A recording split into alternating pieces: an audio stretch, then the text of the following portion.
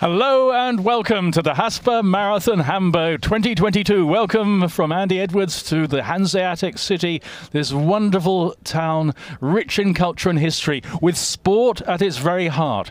And the marathon in Hamburg has grown in these, now 4 decades of its existence. It was back on the streets last year in September, now back to its normal April date. And it's a chance for us also to take in all that is Hamburg, the history and culture of this great town. But a lot of anticipation in this year's race for the marathon debut of a rising star among the Ethiopian women. That's Yalemzerf Yehualaw.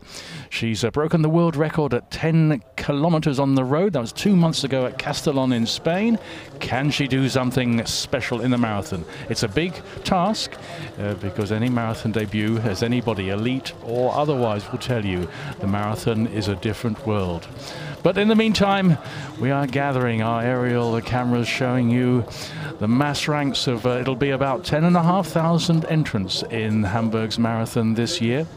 And they're queuing up beside the Hamburg Conference and Expo Center. That's where the expo's been going on for the marathon on Friday and Saturday. And in fact, when I just took time to make myself comfortable for this commentary, about 20 minutes ago, I walked past the conference center, and on the ground floor the elite runners were doing laps as well as they could, but they were running quite quickly inside. I thought, well, that's a good idea, isn't it? Away from the hurly-burly.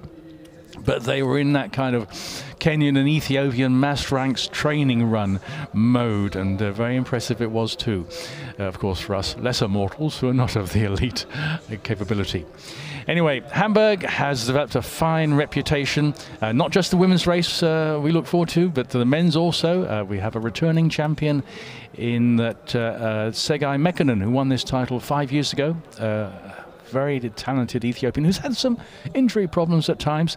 He is amongst a strong field, and really the organisers, Frank Thaleiser, the race director, race directors are always optimistic and looking to the positive, hoping for course records, and may well get them in one or both of the elite races. They go off at 9:30, so we have a time to look round Hamburg and just get a feel for the city.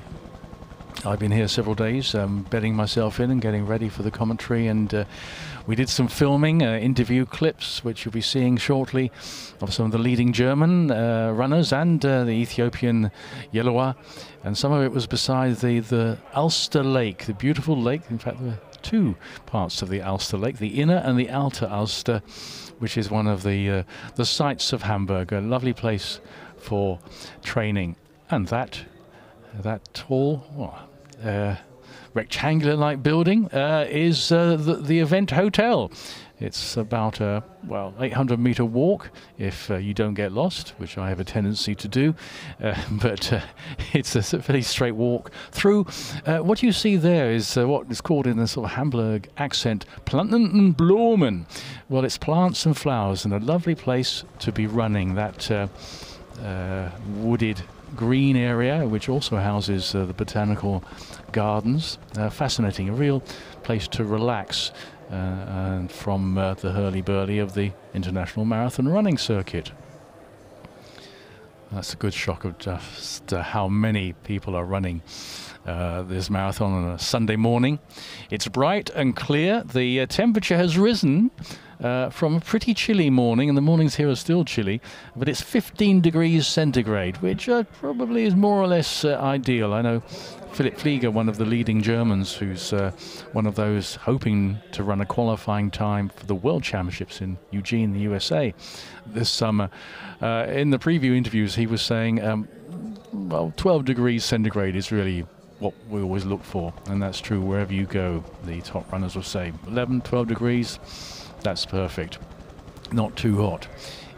Certainly yesterday, Saturday, the temperatures rose considerably. It was pretty warm, nice if you're strolling around, but not so much if you're hoping to run world-class marathons. And yes, just on a note, it's not all about the marathon debut of this very talented Ethiopian woman, Yalemzerf Yehualaw, or indeed who's going to win the men's title. There are a little way down the rankings, high hopes for those among the elite who are going for qualifying times, and they could be in either the World Championships, which I said are in Eugene, in Oregon, that hotbed of athletics in the States, and also the European Championships, much closer to home. They'll be in Munich. So there are places to be secured in both championships, which is a feature these days. There are team events. So Germany, for example, can be sending 6 men and 6 women to both championships.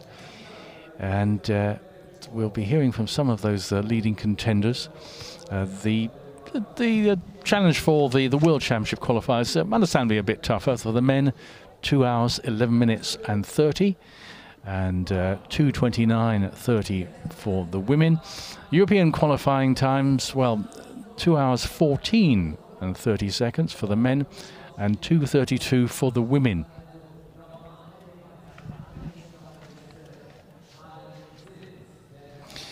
Well, there we are. The inner Ulster, the Binnen Ulster, as they call it here, is just front of the picture, and then the main Ulster, Außen Ulster perhaps, and that flows into the Elbe, and it's a reminder of just how important trade and the sea is to this fascinating city. I mentioned the Hanseatic League earlier. Oh, that was founded 900 years ago, and Hamburg was a very important part of it. Trade and having an international outward look even 900 years ago. And in a way, marathons bring together people from all over the world in a similar fashion.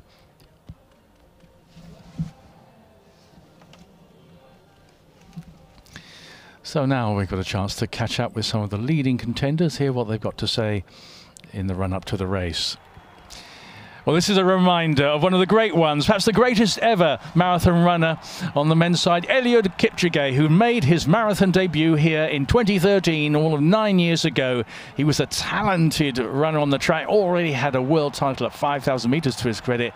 But this great Kenyan, whose mind is as strong as his body, ran the fastest time to date by a man in Hamburg, and that was 2 hours, 5 minutes and 30 seconds. And he's working for that tape. And that was the start of, I think by now it's fair to say, the most illustrious marathon career by a man so far in history. And it wasn't all about course records just for the men. 2016, a fine Ethiopian, Meselek Melkamu, came to the Haspa Marathon Hamburg, and she broke the course record. Melkamu, who's been a very good performer for quite a few years now, and she won the women's title in 2 hours, 21 minutes and 54 seconds. So those, if we think of course records today, for the 2022 edition, the women 2:21:54 and for the men 2:05:30. But the talent has been coming in, not least Yalemzerf Yehualaw, this great hope in the marathon. Will it be an impressive debut? Will she have to learn what the marathon is all about? Here they are earlier in the week, training beside the Ulster, and this is what Yehualaw had to say. Very nice, welcome people. Everything is nice. I'm so happy. I had a dream for marathon. A lot of training I did. My plan for Sunday, breaking course record. I will get it on Sunday. I'm excited.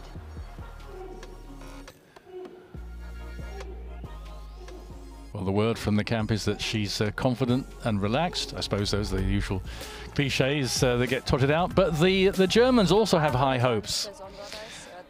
Christina Hendell saying the marathon is something really quite unique. You have to have a passion for it. I'm really looking forward to the Hamburg Marathon Sunday and breaking my personal best. She is also someone with European champs' hopes.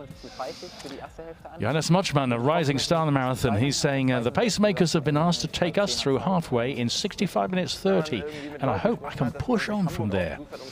Phillip Flieger, well-established, talented marathon runner, he's saying that the Hamburg course is fast, whatever they say. Debbie Schoeneborn.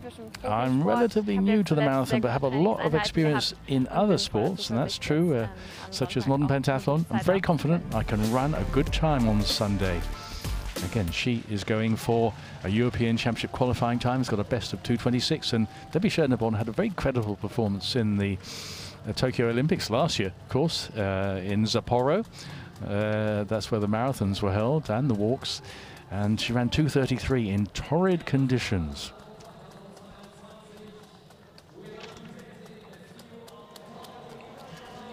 So here we are, another chance to taking an aerial stroll around Hamburg.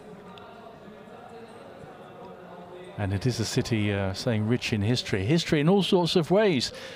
And if any of you follow music, well, you remember a certain beat group known as the Beatles. They got their musical apprenticeship here on the Reeperbahn in Hamburg, and the early stages of the race do follow that course. Reeperbahn known for entertainment of all kinds over many years, and being a seafaring city, the port area has always been known as something very lively.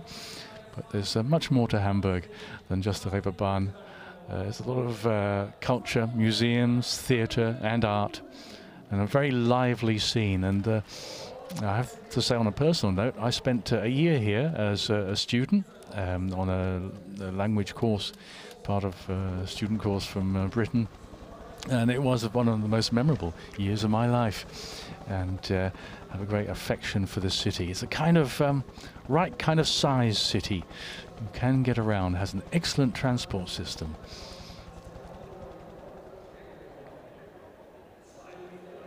And we're looking, getting close to the Dammtor station, which again, I was saying how close the race hotel is. Dammtor station, metro station, is just across the way from the hotel, so everything is in the right kind of place, and that's important when you think of the organization of international marathons, because the race directors and the elite runners and the managers, there's a whole world going on there in that hotel. They want things to be done without fuss, and for the convenience for training, like having a nice small park right outside the hotel. You can run there if you want, or the streets are pretty clear, and all that makes it an attractive proposition. And Phillip Flieger was saying, people have been saying to him, oh well, you don't go to Hamburg to run a fast time, and Flieger was countering that, because he has run here before, and he's got a best of 2:12.15, so a very respectable international standard runner.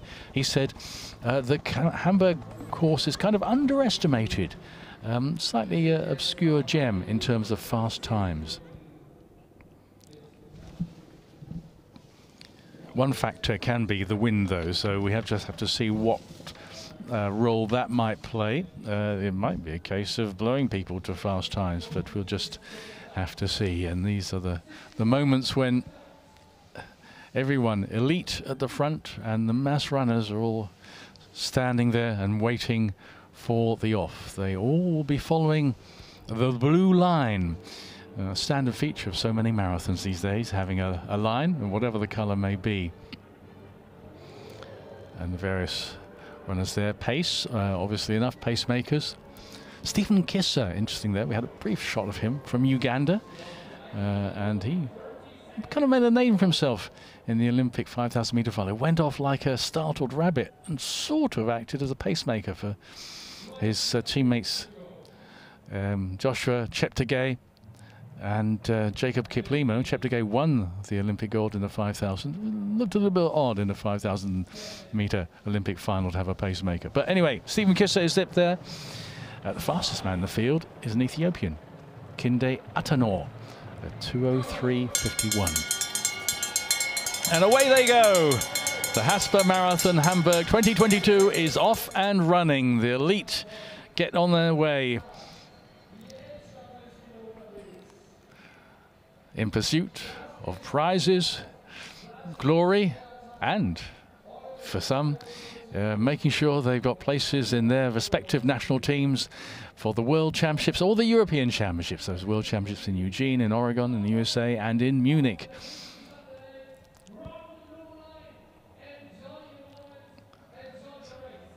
So the designated pacemakers forming as is usual, and of those in those interview clips beforehand, if you heard Jonas Muchman saying we've had the pacemakers instructed to go through in 65:30. That's probably for his, you might say, second group, those who are hoping to improve on times of 2:12, 2:11.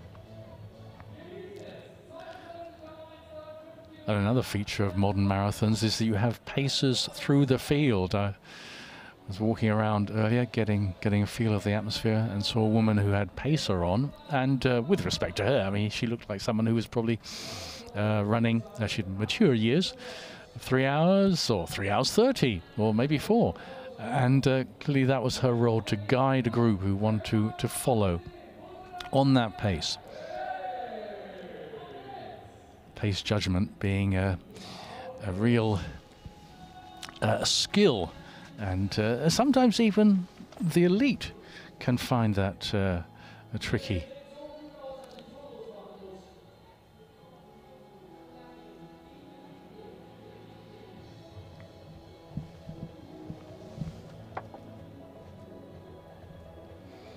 There we are, winding the route along the early stages. We're starting, as I said, by the Hamburg Conference Center. That's on Karolinenstraße.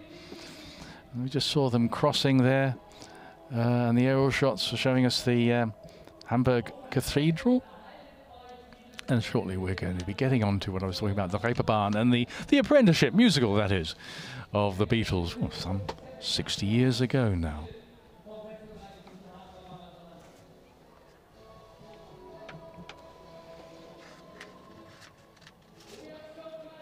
Not too much fancy dress. I see there, maybe he's a cheerleader with a big star holding up. Not quite sure from that if he was running. But there, that little flag, like it was a small sail on a yacht, indicates someone who's acting as a guide, a pacer further down the field. There we are, pacemaker. That's very apt.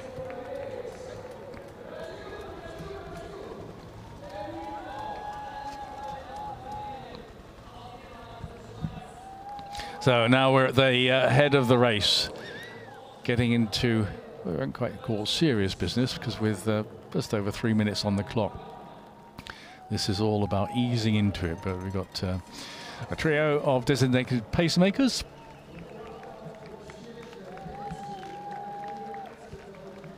And we'll be looking for Segai Mekkonen, who should be wearing number 3, the Ethiopian who won here in Hamburg in 2017.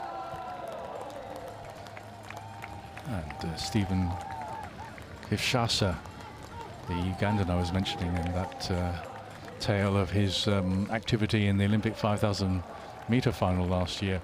He's tucked in just behind the pacemaker trio.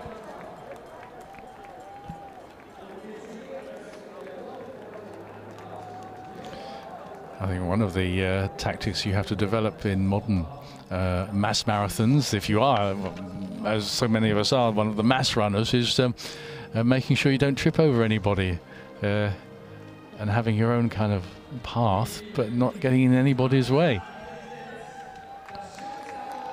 And that red carpet is going to be seeing action for quite a while yet, and you have about 10,500 lined on the start line. And of course these days another, not necessarily modern invention, it goes back quite a few years now, but wearing a chip tied around your laces or attached to your shoes so that you do get a correct time. Now this is a second group of pacers, and Jonas Muchman, who's got a kind of flat top haircut, and he's next to the man in sunglasses, Phillip Flieger. So both from the SCC Berlin club, and they are both going for World Championship qualifying times. That would mean within a certain period, and that period really more or less, this is the last weekend they can do it, to run 2:11:30, 2 hours 11 minutes and 30 seconds. And for both of them, they're PBs are just a fraction outside 2:12. But Muchman on the left has been making very noticeable progress at the marathon. He ran 61 minutes at the Berlin half marathon at the beginning of March. And that really bodes well for his marathon future. A young runner on the rise.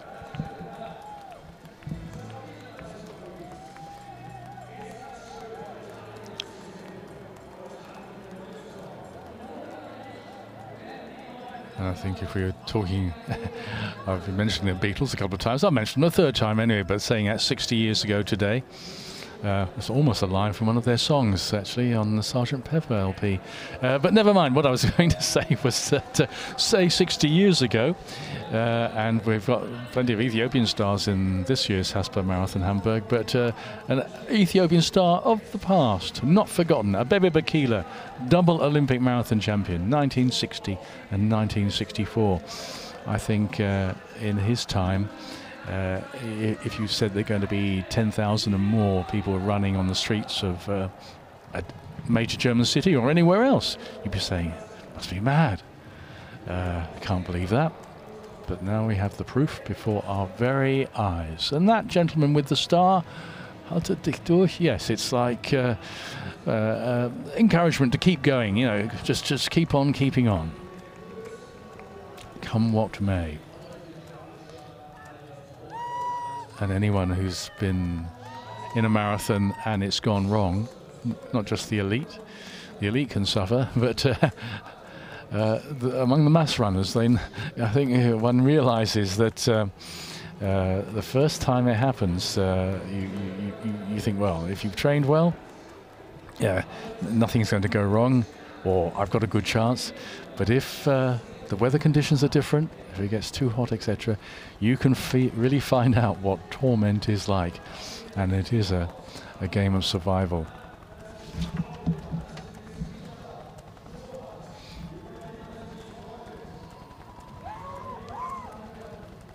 Well, they're turning now on towards the Reeperbahn, and after that they'll be on one of the most, I suppose, a word in use these days is posh. One of the most distinctive and elegant avenues, rather than a street, avenues in Hamburg, and that will be the Elbe Chaussee, which runs along beside the River Elbe, suitably enough.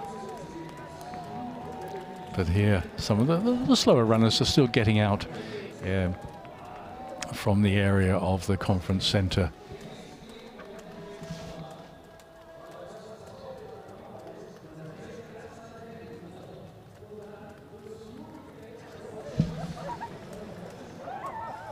Encouragement on the way.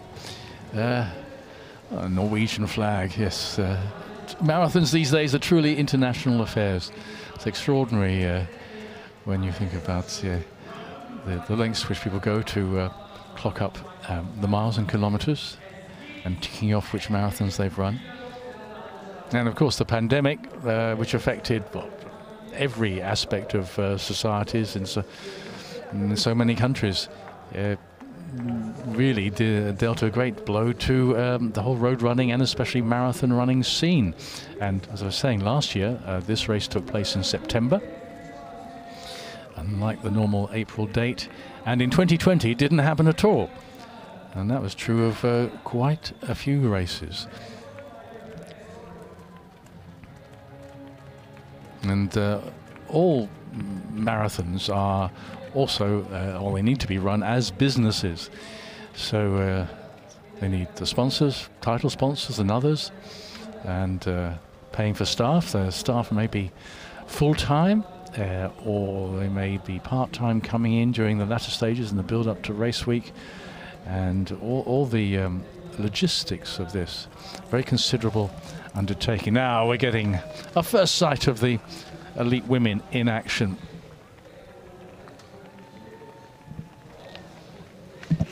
Kuma is one to watch. That's one of the several Ethiopians. Dibabe Kuma, Hamburg champion. She's in that black vest and wearing F4. That's good. The camera just turned and you could see that. Dibabe Kuma, champion in Hamburg 2 years ago. Got a good time too, 2:23. Now, here we are, taking a look at some of the German action. There's Christina Hendell, who has run just one marathon, and she won that in Essen in Germany at 2:27. So that's impressive running. She was born in Croatia, has been a runner of high standard from her teen years. She won a Croatian national title in the steeplechase when she was 16.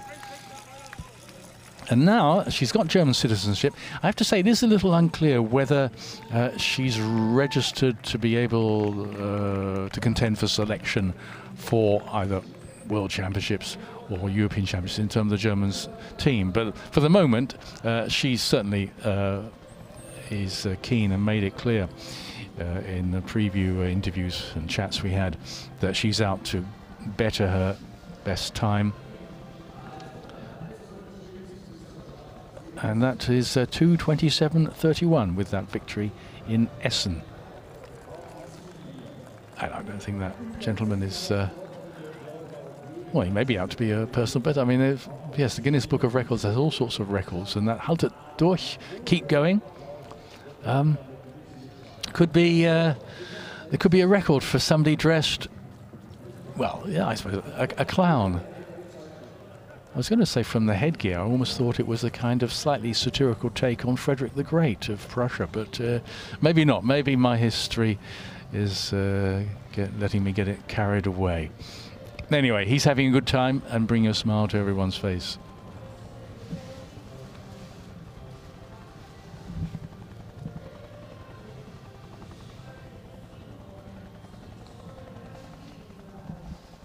So getting strung out now, and I was saying that if you're among the mass runners, you sometimes have to watch your step, but actually that looks pretty good. They've got a clear sight.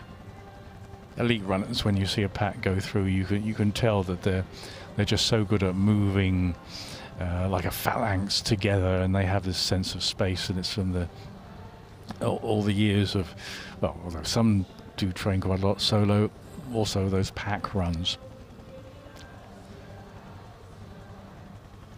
And interesting to compare different training styles. There's a book I've just finished reading, which I recommend to anybody who's interested in distance running, and especially running in Ethiopia. I'll come on to that in a moment, because now we're getting another look at the lead men. So the three pacers going through.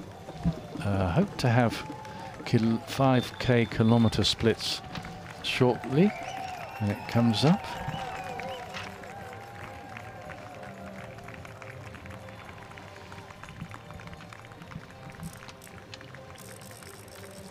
Because if they were going to be attacking the course record, that 2 hours 5 minutes and 30 from Elliot Kipchigay 9 years ago, well, they'd be looking at averaging. And of course, it's not just a simple matter of averaging, but averaging that would be something like going through 40-ish for the first 5 kilometers. That's still a big group, and it would be very unusual if it was anything else. If we can get a better look. Yes, there's some of the elite there. Abraham Kipchoge. You can just see that pale blue vest with the dark shorts. Quite a few runners are making their debuts. I know I've talked quite a lot about the Ethiopian woman Yalemzerf Yehualaw, but looking down the start list, there are a number of runners who are making their debuts, and of course at the elite level they've done a lot of running and a lot of racing, but it's not quite the same. Now here we are, catching up with some of the leading German men and their racers. Phillip Flieger wearing those sunglasses. Looking at a World Championship qualifying time. And it was interesting talking to him beforehand. When he was training in Kenya, a sort of regular occurrence for him and many others, he suffered an ankle injury. So about 8 weeks ago, he was on the point of thinking he was going to give up his spring season. No chance of qualifying for the World Championships or European Championships. But recovered. The ankle recovered quite remarkably.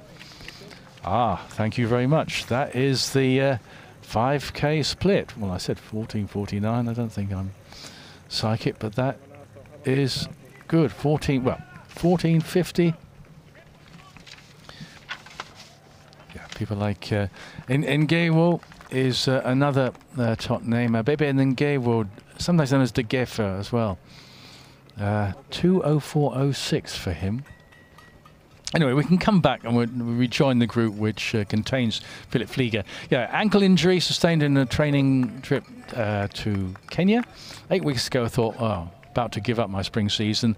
Then recovery went better than he thought, and he ran 63 minutes and bits at the Berlin half marathon. That was at the start of March, and suddenly, he said, when he was talking to us on the eve of the race, he said, suddenly I felt, yeah, I can do this, and I feel good. So he's back in the thick of it, and that is looking pretty good time. That 14:49, as I say, projected. That would give, in the men's race, a finishing time of 2 hours, 5 minutes and 11 seconds. Now, okay, that would be a course record, but a lot can happen between now and the finish line. Catching up with the women's race, Christina Hendell. Talking about her becoming a German citizen and an impressive debut of 2:27.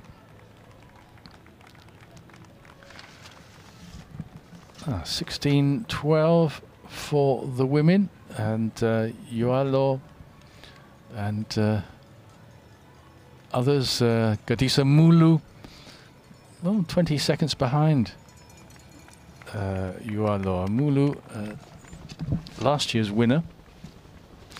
Well, this may not be significant yet. Let's just see, because Gadisa Mulu, we haven't seen a clear shot of her yet, but if she's 23 seconds behind Yehualaw, Mulu has quite a few marathons under her belt, whereas Yehualaw is making her very first attempt at the distance. So she may say, well, let them go, I'll reel them in later.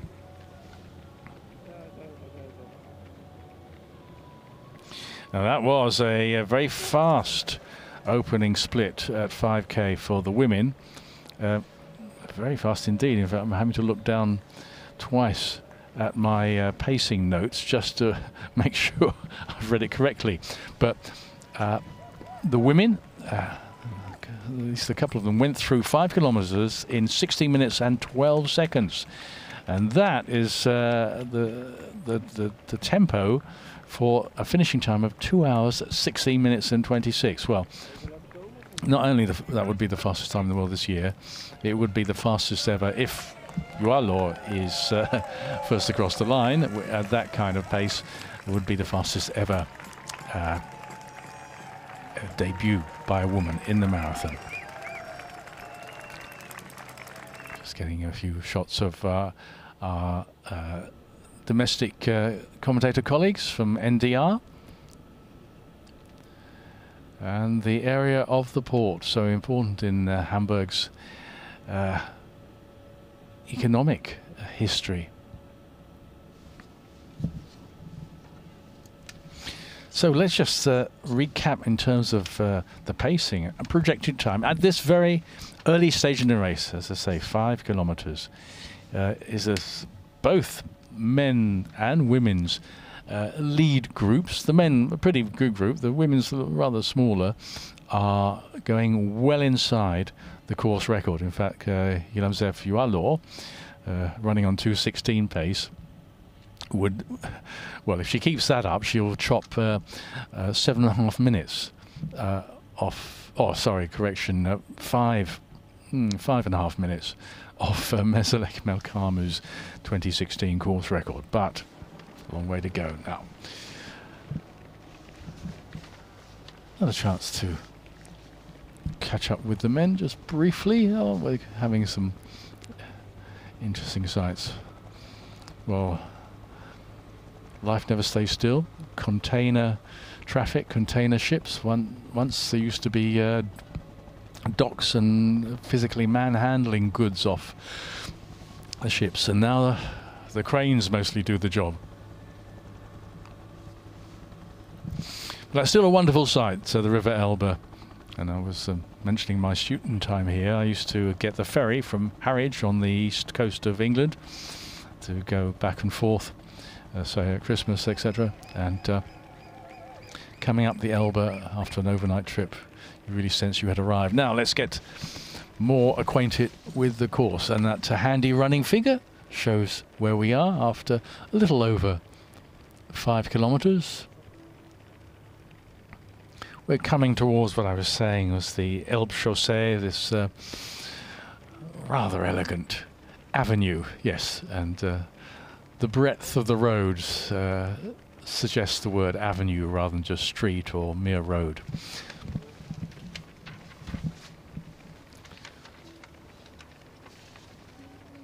Oh, in there, yes, Segai Mekanen,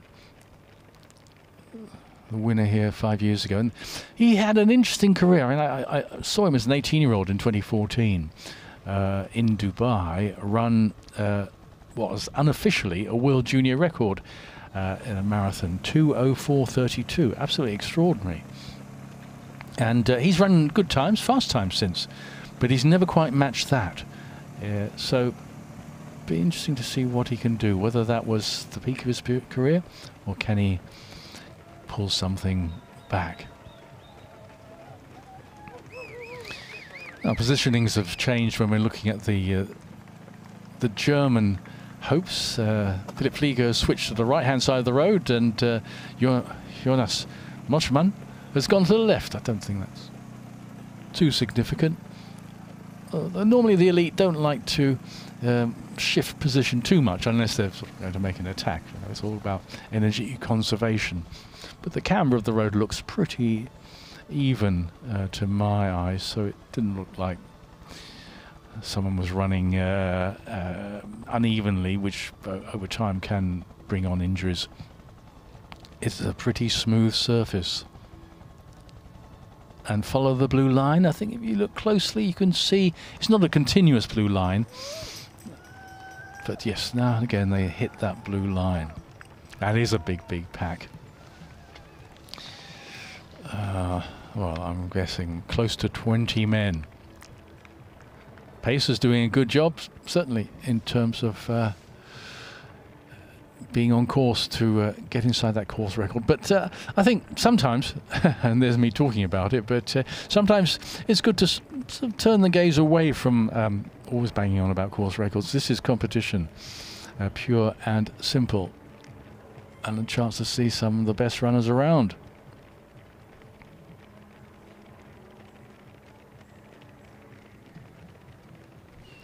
Wearing number 4, we just got a brief shot there. He's well positioned in the middle of that pack. Well, just behind the pacemakers. One of the Kenyans, Elliot Kipchigay, wears 4. Had been better known as a half marathon runner, but he ran fast race in Paris last year, 4th place in the marathon. I'll come back to him in a moment. Now, this is interesting. 2 pacemakers.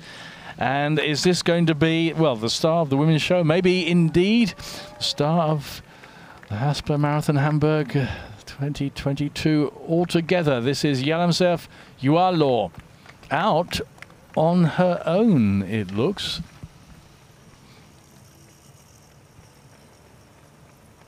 Now, she has had some very impressive performances on the road, to her credit. I mentioned the 10 kilometers world record at Castellón in Spain. It's 2 months ago. 29 minutes and 14, and she was, in the last year or so, she's been running some very fast and impressive half marathons, and she's now second on the world all-time list for that distance at 65 minutes 31. Nice little story that one of her fast half marathons was, well, it was fast. It still is fast, but unfortunately could not be ratified. It was at Larne in Northern Ireland when she ran 63:44. So that that would have been a world record, but it was found to be about 50 meters short. So there you go.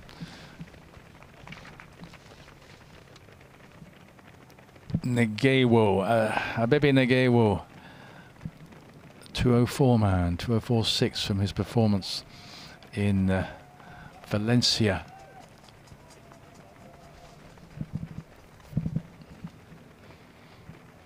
That smooth stride, and just looking, I think just about everybody's wearing, maybe we no longer call them the new shoes, the ones with the carbon plates in, which aroused a lot of controversy. Some are saying they should be banned, or there should be records for which were set prior to the introduction of the new shoes, which is that built-up heel and the carbon plate inside, which does seem to give an extra kind of spring.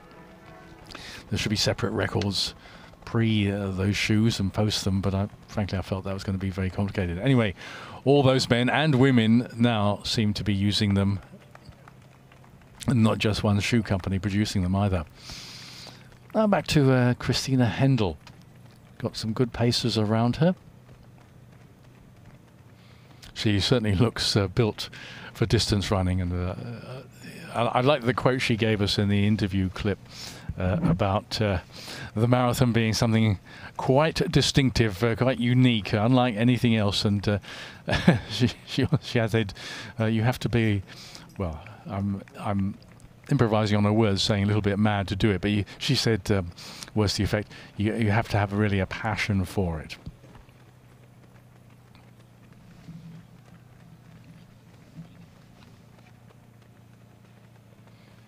It is beautiful spring weather. Tucked away in a commentary position, not really open to the elements, but when I was walking around before the start, there was a light breeze, and it felt quite chilly, but I think the sun is coming out now. We can see those long shadows. Now that lead men's group, a good 15, with the 3 pacers at the front doing a good job. We'll be keenly anticipating the 10-kilometer split.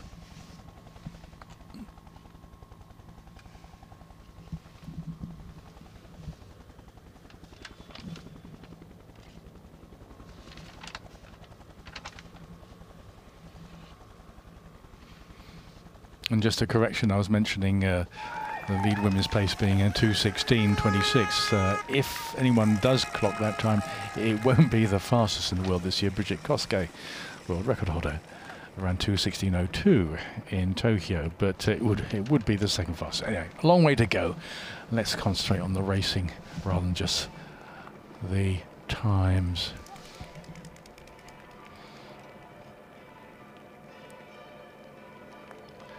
Pacemaking is a real skill. It doesn't always go right. It's human beings out there doing it.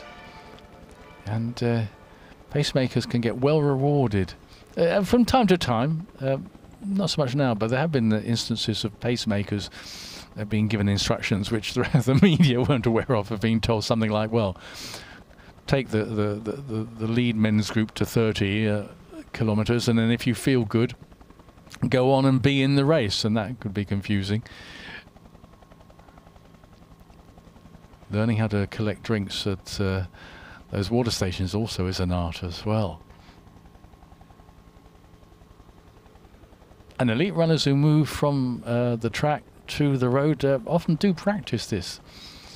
I remember hearing the British runner Joe Pavey, who's had a long career on the track and cross country, saying that when she went into the marathon, she and her coach, also her husband, would practice if she'd be running and collecting, whether it's little water bottles or even paper cups. That was the old style, from him or from the table, just to make sure you could do it without dropping it.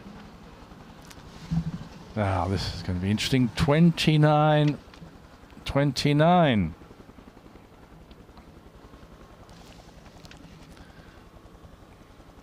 Wakine Tadesse, well, heading that group, but they're all together really. Abraham Kipchoge making his debut, that's interesting. And Dayene Debele, 205 man, who's in his personal best area.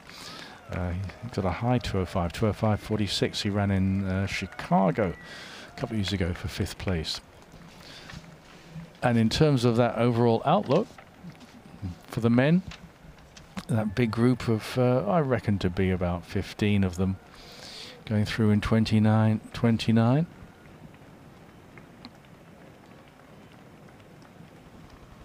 Oh, that's even faster. They are now on 2:04.30 pace. So that's very interesting. They've gone from an opening 5 kilometers in 14:49, which put them at 2:05.11. They've upped that considerably to go well under 2:05 as a finishing tempo at 10 kilometers, 29:29. So it's really hotting up.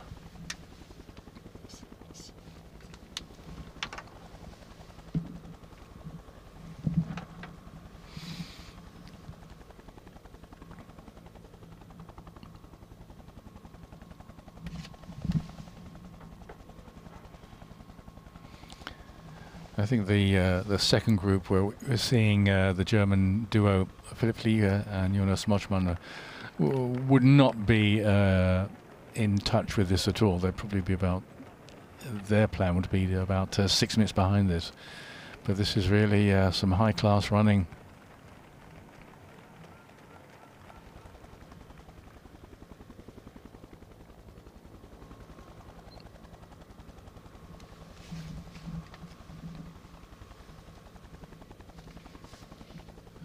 And looking at that group of more or less all East Africans, Kenyans, Ethiopians, and Stephen Kishasa from Stephen Kissa from Uganda, all together. Makes me think of all those great videos we now can see of the training camps in Kenya, Ethiopia, and Eritrea as well. And sorry, Uganda. I'm getting my East African countries mixed up. But it's fascinating to see them up close and personal like that.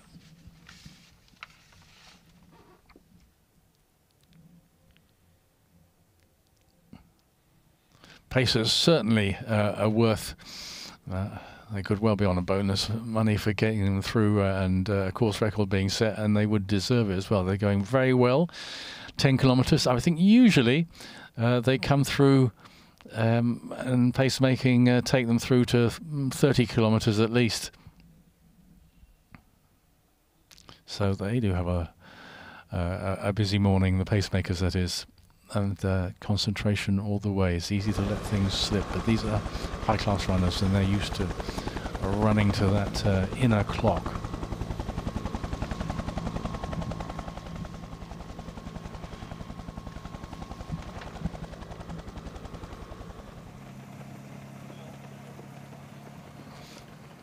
They've just gone through what is called the Breite Straße, which is literally translated the broad street, and that's what Jonas Muchman and Phillip Flieger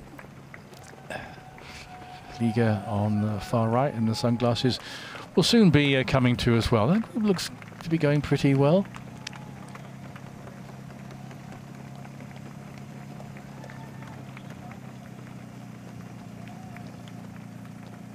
Good rhythm at all of them. And another German runner who've people have got high hopes for is making his debut, and that's Philemon Abraham. And he's got prospects. He's done well at the half marathon.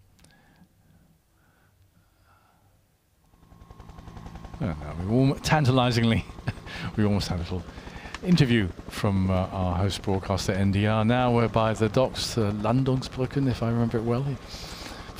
Almost 50 years ago, it didn't look as, shall we say, clean and polished as when the ferries used to dock. But anyway,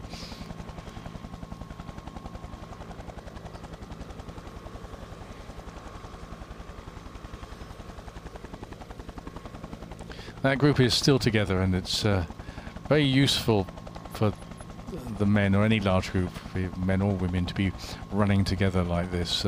Very unusual for anybody to make an early attack. And if they do so, they tend to either be foolish or, on a much more rare occurrence, very talented runners. And I'm thinking back to watching the 2008 Olympic men's marathon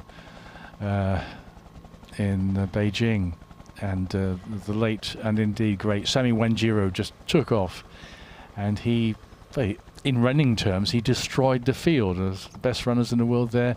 And Sammy Wanjiro, who died so tragically young, just hammered them. And it was relentless from very much early on. But it is a very special talent who does that. And perhaps temperamentally, that's given his talent, he also temperamentally was capable of doing that. Whereas some very good runners would prefer to sit back and just see how things turn out.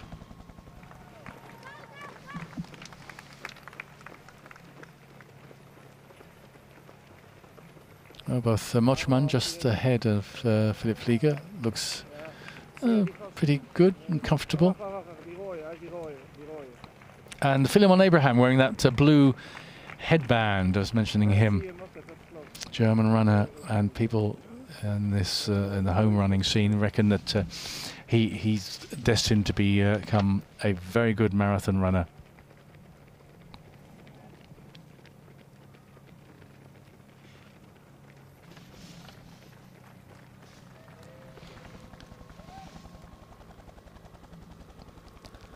Those, I always think of that as being those, well, maybe in American terms, brownstones, and the sort of green roofs.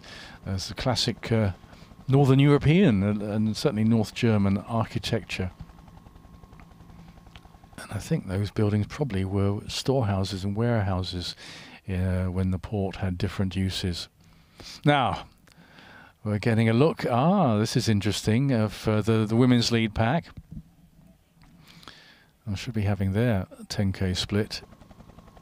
And we had been thinking that Yehualaw was on her own, but that doesn't seem to be the case.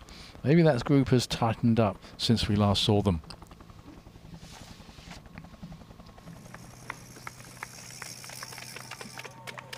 Well, Christina Hendell again, well featured.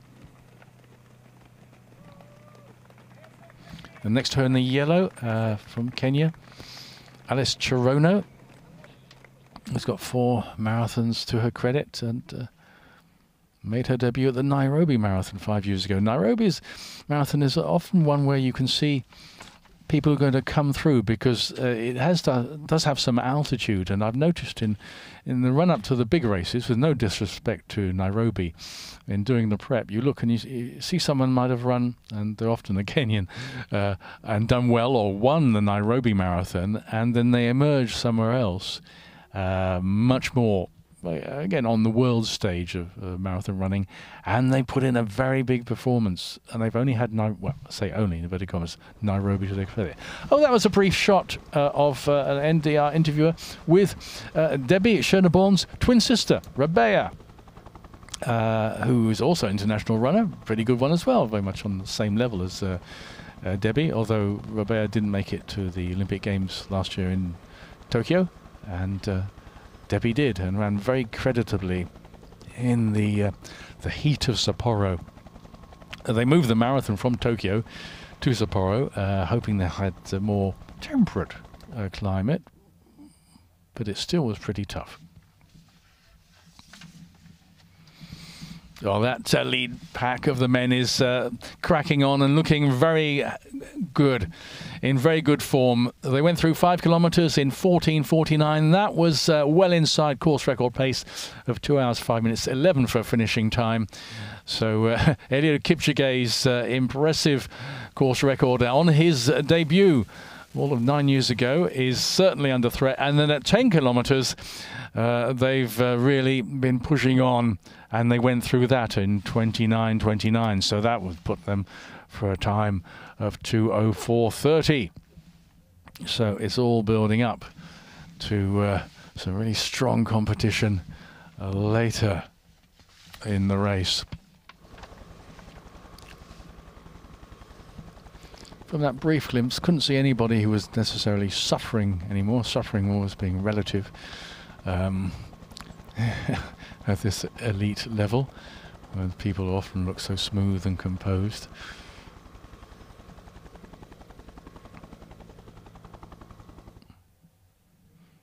Now then, we've got a pacer who's coming through to add. So we've now got 4 pacers at the front.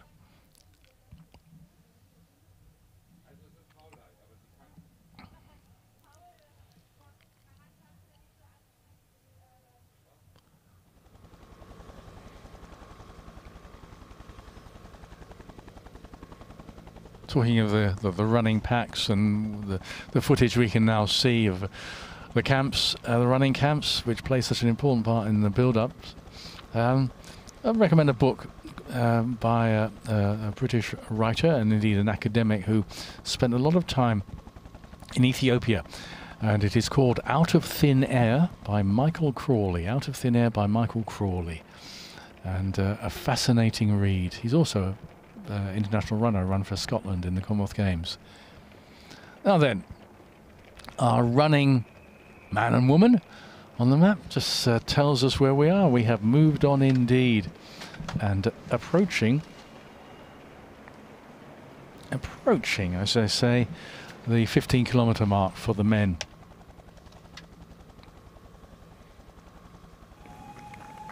I'm getting close to the inner Ulster of the lake. Yehualaw. Now, if we had a wider shot, maybe we will, but she, when I say she's not alone, not just with pacemakers, but oh yes, she might be. I think I may have been wrong. Well, three male pacemakers, and I think I led you astray, because what I thought was the lead women's pack was the chasing pack for this woman, Yalemzerf Yehualaw.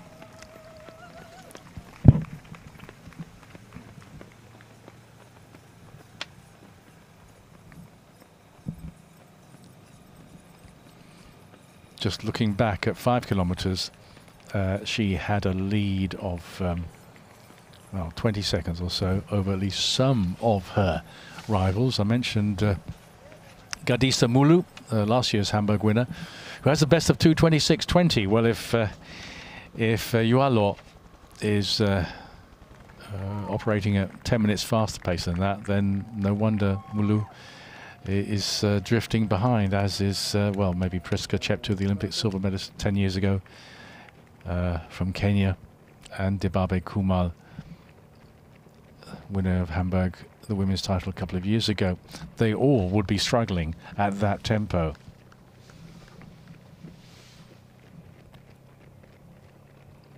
In the meantime, the prospects of Phillip Flieger, slightly obscured now in that group. Jonas Muchman, I can just get a glimpse of him. But they're going along a pretty good lick, and I think just working it out from where they are in terms of the route, they're on around 2:12 pace, and that reminder 2:11:30 for the men is the World Championship qualifying time, and that's what they need. Of course, there's always, in a way, as a backup, the European Championships in Munich, and some runners indeed have preferred to say we'll go for that.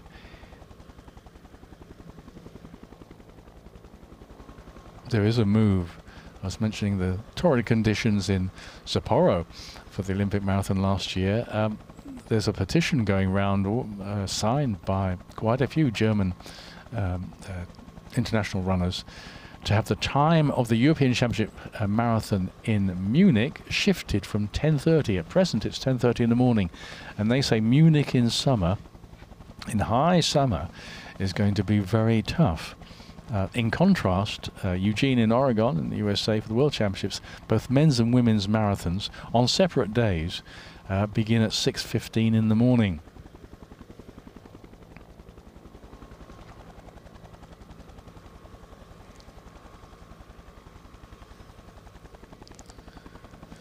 "15 kilometers, 44:38. Oh, that's interesting. So we've got Worknesh Tadesse, Edwin Kiptu, and Segai Meganen. I was saying, well, can he not necessarily revive his career, but it would be really a special achievement to get back into sort of winning form after he began his marathon career in 2014 with that very impressive victory in Dubai as an 18-year-old. If he can get that back on track.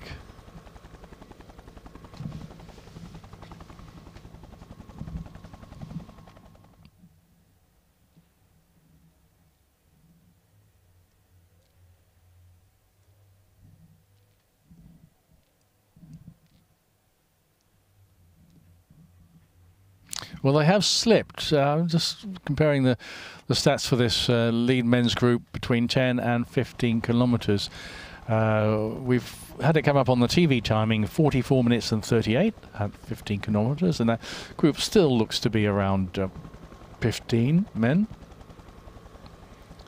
And they've got they've dropped. They've got slower to something outside 2:05. It's more like hovering around the course record time when they were well inside, well under 2:05. The Ulster in the background. Beautiful scenery here for running. Hamburg does have some hills. It's not as flat as Berlin, not on this marathon course, but when you get a little further in, away from the shoreline, you can find hills in Hamburg, and not surprisingly, some wonderful forests to run in. It's paradise for cross-country. What the Germans like to describe as also Waldlauf, running in the forest.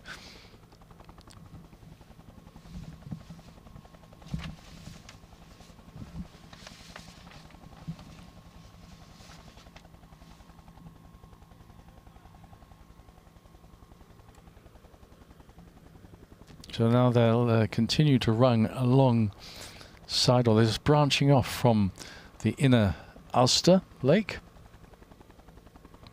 And they're doing, well, they'll almost complete a square because they then cross the lake over the bridge, no walking on water or running on water, and then head north towards 20 kilometers. And we'll be seeing more of the bigger Ulster Lake.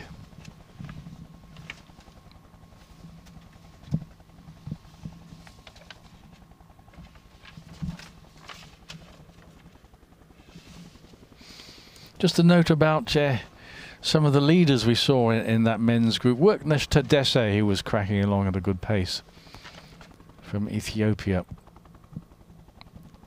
His best, well, interesting, 2:07 man. So he's running in new territory in terms of time. 2:07.42. He finished outside the top 10 in Amsterdam last year. Amsterdam, one of those courses can be relied upon on pretty quick times. Sometimes I think they get affected by bad winds. And staying in the Netherlands, Rotterdam is always a fast course. Yeah, so Worknesh Tadesse, that's interesting. 2:07, high 2:07, 2:07.42, and he's up there. So they were going on a really fast pace, and now they have sort of slackened somewhat between 10 and 15 kilometers.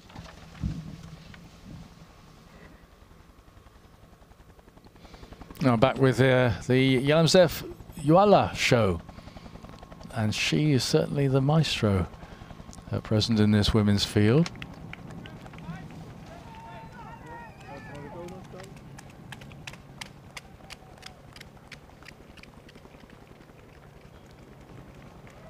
very easy, relaxed style. But you'd say that probably about every elite athlete. But you can just see with this side-on view, she's really smooth. Carries the arms up quite high. I think the African runners often do sort of pump the arms more higher up rather than having them dropping down to the hip level.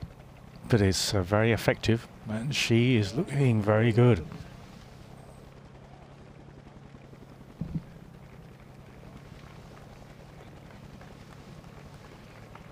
Good turnout on the spectator side on this bright sunny morning in Hamburg.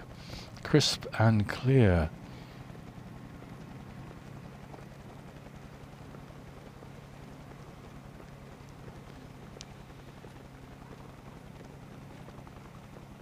And I was mentioning what the fastest debuts are by the women in the marathon. Well, at present, still topping the charts is Paula Radcliffe, who ran 2:18:56. It's almost, I have to say, I haven't checked the actual day in April that Radcliffe did that, but it was London Marathon 20 years ago. And of course, she then went on subsequently to run a world record for the marathon, which stood for a long time, and that was 2:15:25. But Radcliffe, in some of her races in the marathons, was so strong. I mean, frankly, I was commentating on them, and she looked like she was burning off her male pacemakers. You know, that they couldn't stay with her. She was absolutely at the top. But now it's well, Brigitte Kosgei, world record holder, and she's taken the event into new territory with 2 hours 14. Now, could this be someone who will make an imposing debut in the marathon here on the streets of Hamburg and go on to star?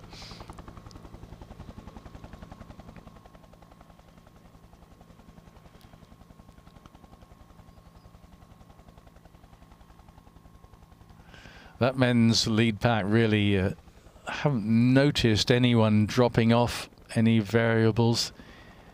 It's at least 15. I wonder if I can count them. There's a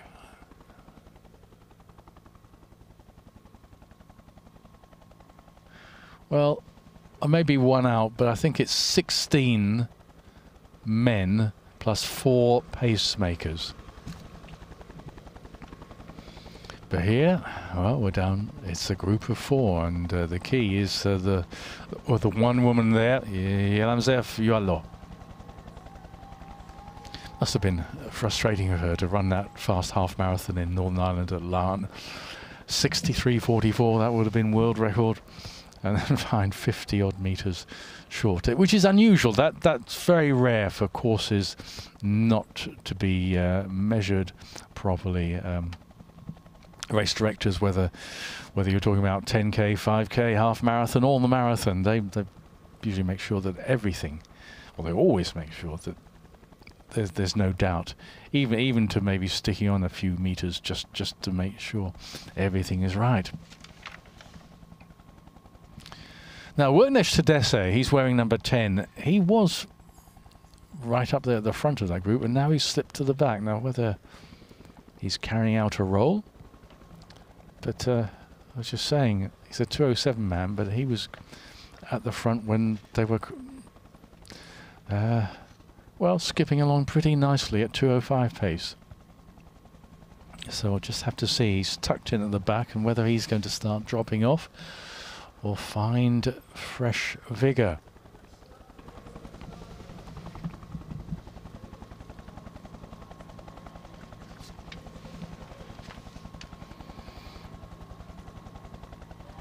Hamburg is a wonderful city for running. I think you can just get that feel for it. The summers can be very nice and long. The winters, well, it's Northern Europe. And in some Hamburg days you can have sunshine, rain and wind and cold. It makes for variety. Witness to Desse.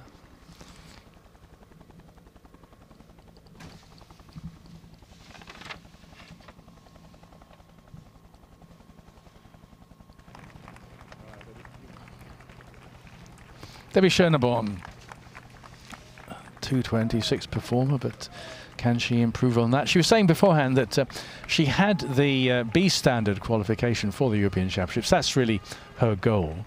But she'd really like to make sure and get the A standard, which is within the time set out. It's not just lifetime performances.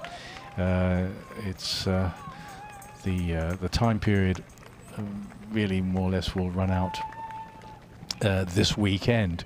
Anyway, she was saying she wants to get the A standard, which would mean a time inside 2 hours 32, which certainly believe she's capable of, and she seemed pretty confident.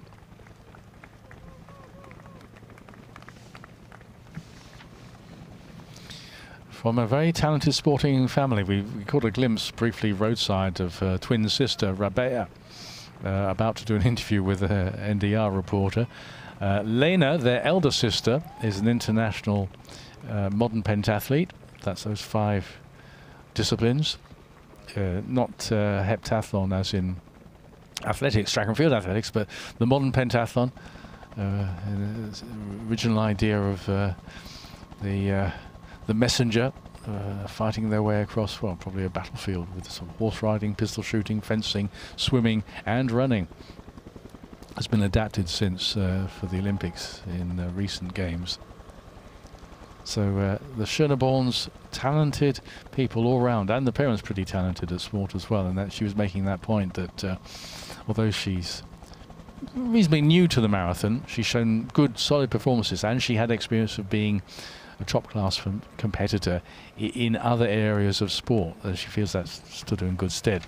Now, just at the back there, Kende Atano, which is surprising, because he's the fastest man in the field at 2:03, the only man who's run 2:03.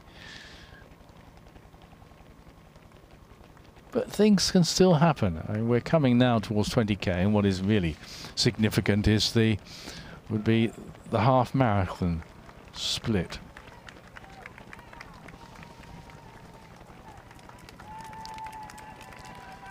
And those running men's, just also running women as well. So Yehualaw leading by some way the women's race with those 3 male pacemakers.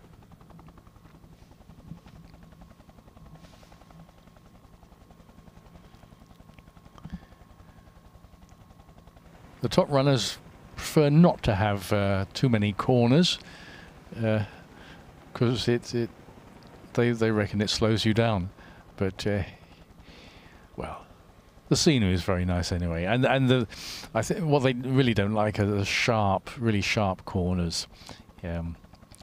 So maybe for some the ideal marathon would be like a out and back with 1 hairpin turn, and that's it.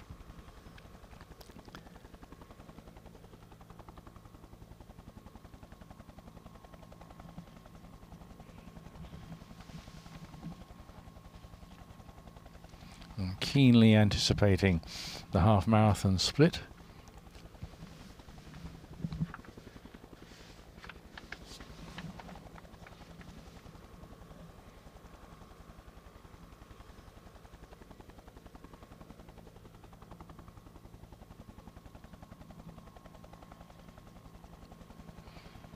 And at present they're heading north with somewhere in the distance the Stadtpark, another of Hamburg's many green spaces.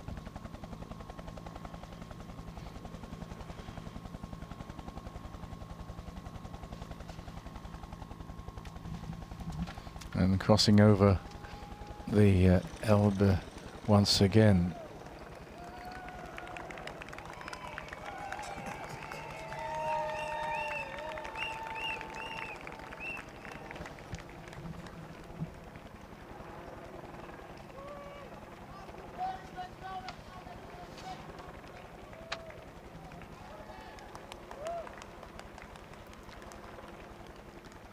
Well, those men looking pretty comfortable.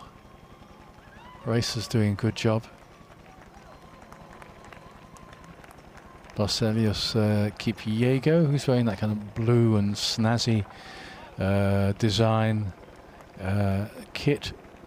Just shifting around a little on the left to get more comfortable. Now 59.24. New name on the top of that board, but look, you can see there they're all pretty much together. So Mekanen in there as well.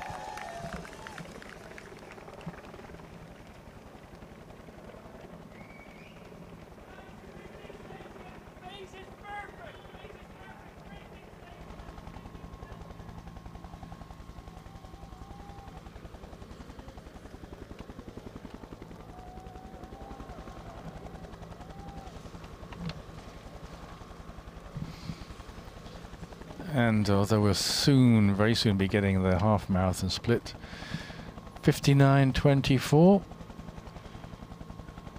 Well, the pace has, I think, it'd be fair to say the pace has yo-yoed somewhat, so they're now back inside course record pace for the men for around about a 2:11 clocking. Christina Hendell still looking pretty smooth.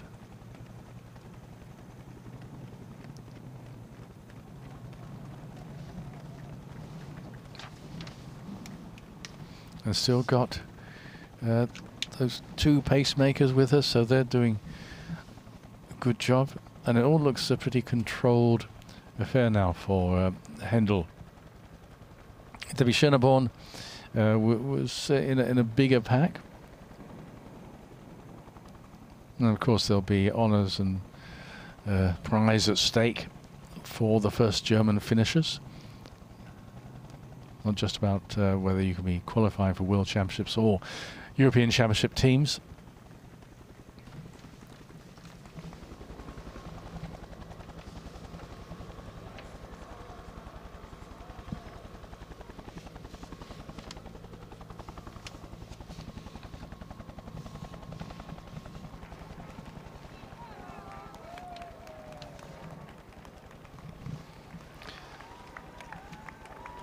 Now, one of those just tucked in what I call the front rank of the men's lead pack behind the pacemakers. We saw him at the top of that leaderboard, and that is Bazezu Asmare, Ethiopia. Now, his best marathon so far is 2 hours, 10 minutes and 51 seconds. So he's really running the race of his life. That came in Amsterdam, that 2:10:51 a couple of years ago. He finished 10th there. But he's running and looking like chopping off 5 minutes plus. Again, if he can maintain it. We come to the halfway point.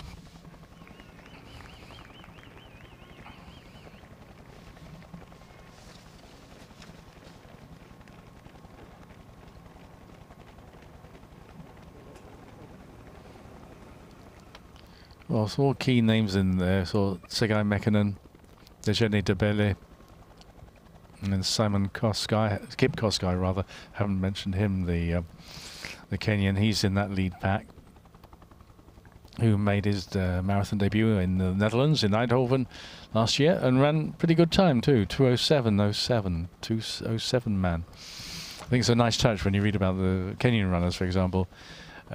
People get referred to often in the training camps and elsewhere in Kenya by their personal best in terms of, oh, he's 2:03, he's 2:04. Or for women, she's 2:19 or 2:18 or 2:21. And for them, it's very clearly one big incentive, maybe the main incentive, is to change your life. You can change your life. Mass runners around the world, and it's a great development. It's about fitness and the pleasure and personal achievement, which is very considerable to finish a race like this in whatever time you do and the training you put in to do it. Now still Yalemzerf Yehualaw of Ethiopia looking very good. The world record holder at 10 kilometers on the road a couple of months ago. Fast half marathons to her credit.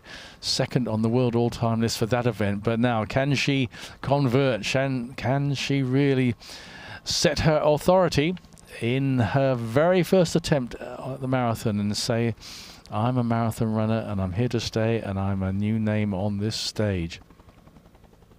And that certainly would be changing her life, because it does seem that she's very much a road runner rather than ambitions towards the track. We've seen the Ethiopian women breaking world records, of course, in the last few seasons on the track. The Hanseatic Gide at 5 and 10,000 meters. Although Sifan Hissan, now of the Netherlands, did that very impressive Olympic double in Tokyo, 5 and 10,000 meters. Almost made it a triple in the 1500 as well.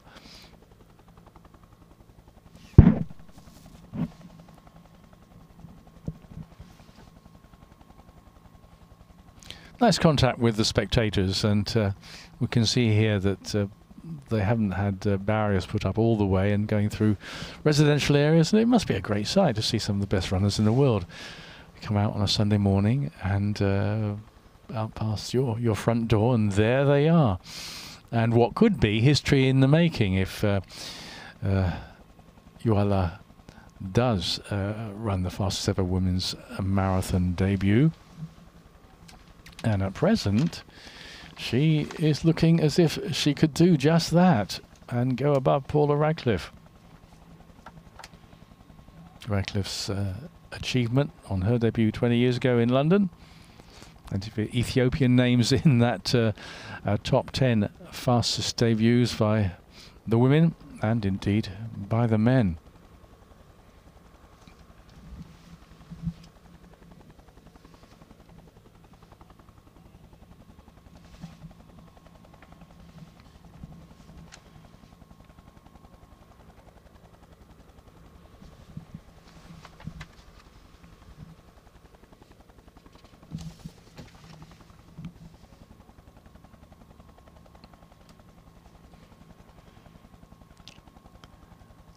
Well, looking at their faces as much as I can on getting a glimpse of them, you can see that these are people operating at a high level, but no one seems to be really in trouble. They're just pushing it along.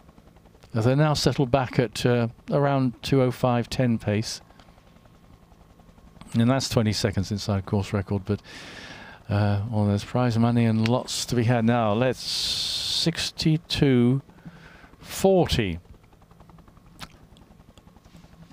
Edwin Kipchigay, Worknesh Abraham Kipchogay, Stephen Kissa of Uganda, keeping Uganda's recent rise to well, share eminence in distance running with Ethiopia and Kenya, keeping that alive.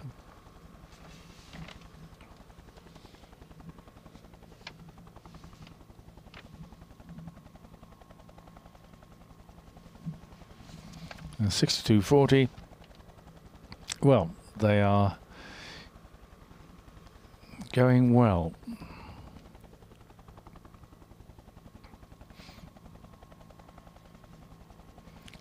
It's as I say, it's dangerous to project as if it's just some kind of maths calculation. Well, it is a maths calculation, but in terms of there's flesh and blood out there achieving these times. Another 62:40 rather, for the second half would take them, the winner, through the line in 5 hours. In 2 hours, 5 minutes and 20 seconds, 2:05:20.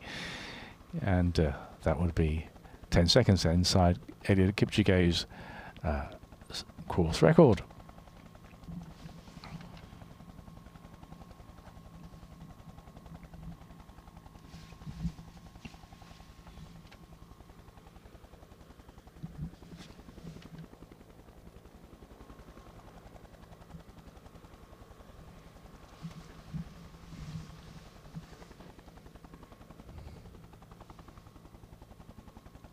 Edwin Kipchoge is looking pretty smooth in the middle of that phalanx.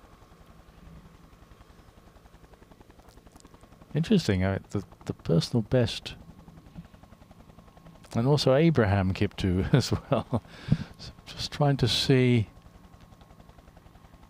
which Kipchoge that is, because I'll let you into a secret. Looking at my start list, Edwin Kipchoge has a PB of 2 hours 11, and Abraham Kipchoge is making his debut.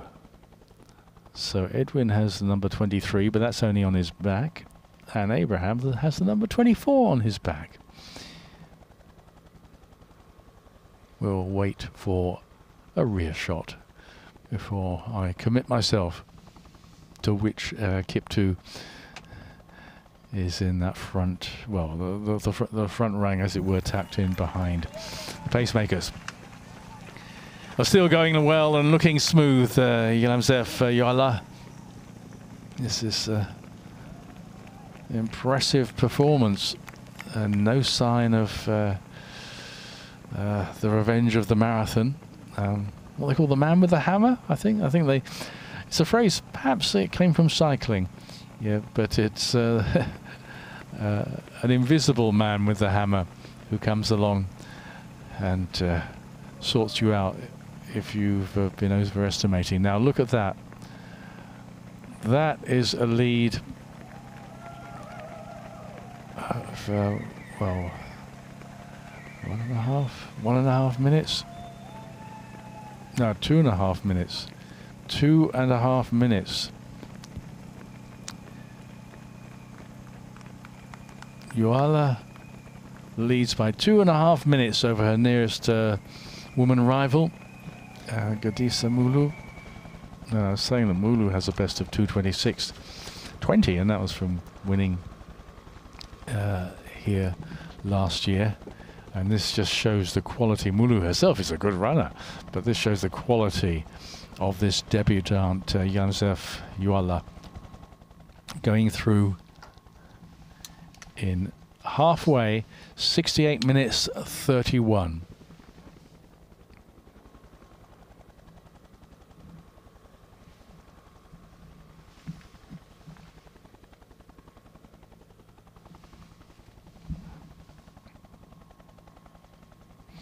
So she's that pace is a sort of mid 2 hours 17 finishing time, which would be the fastest ever debut by a woman in the marathon.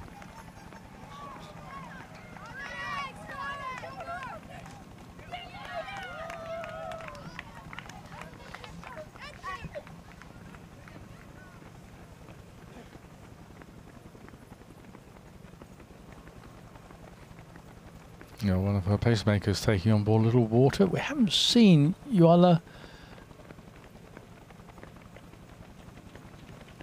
take any water. Maybe she has when our cameras haven't been on us, but she's certainly looking good. That stride looks strong as ever. Good rhythm, everything nicely balanced. Really a model of running concentration. Meantime, well, we get a close-up of some of the what I might call, in inverted commas, new shoes. That's a built-up heel. And now we get, well, top half shot of Christina Hendell, who's looked to be going pretty well. Would not be at the halfway point yet.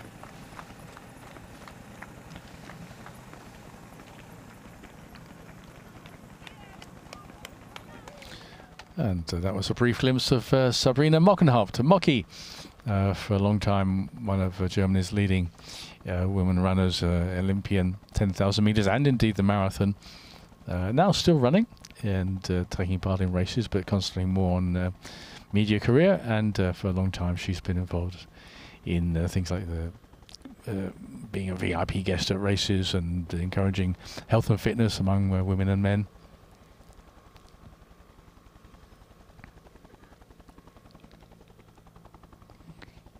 I wondered, we just got that aerial shot. I wonder whether there was a little discussion going on. Now we're getting some clearer camera pictures now. Asmare, as I was saying, who seems to be running well into new territory, a 2:11 man who's up there.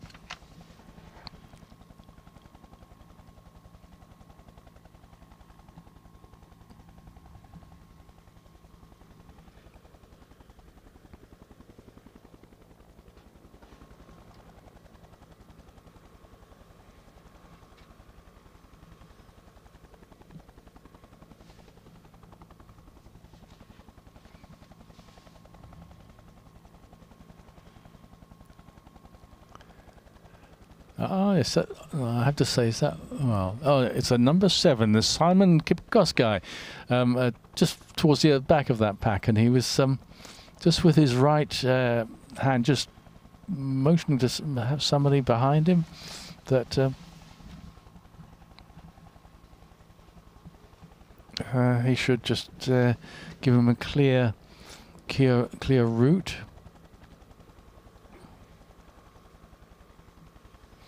Well, all those men are pretty close together.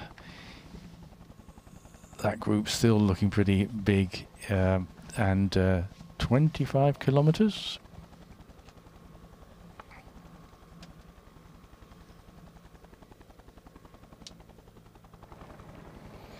Well, they're a little way outside 2:05 finishing pace.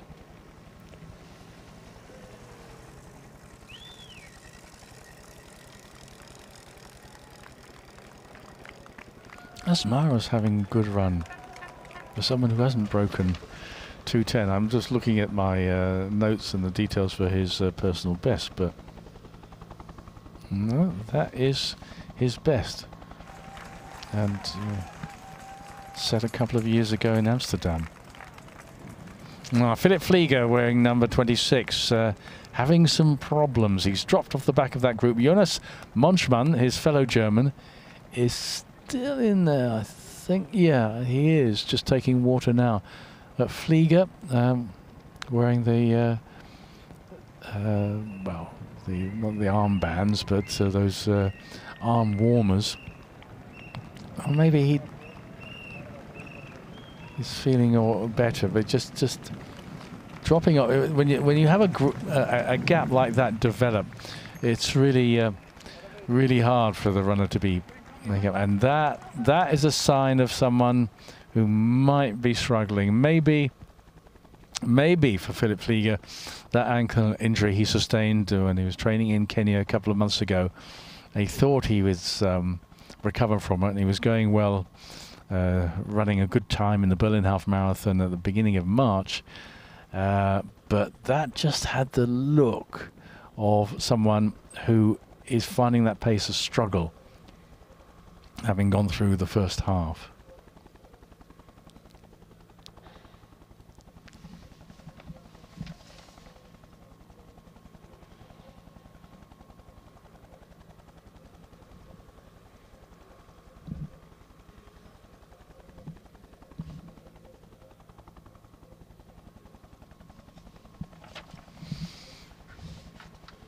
Now just seeing where we are on our map. Well, I said we're getting close to the Stadtpark. We're heading in the direction, and the signs of that, just the edge of it, the greenery, tells us we are having gone through halfway.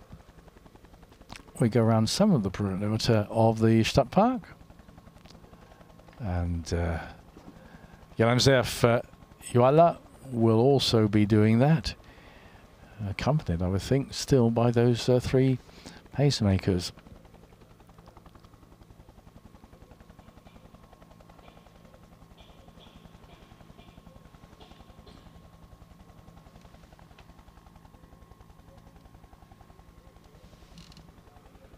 Just like to get a sight of the athlete on the far side. Yes, it is a pacemaker. For a moment, you know, things can change. I just wanted to make sure that all 3 were pacemakers, but they are. In that sea green vest.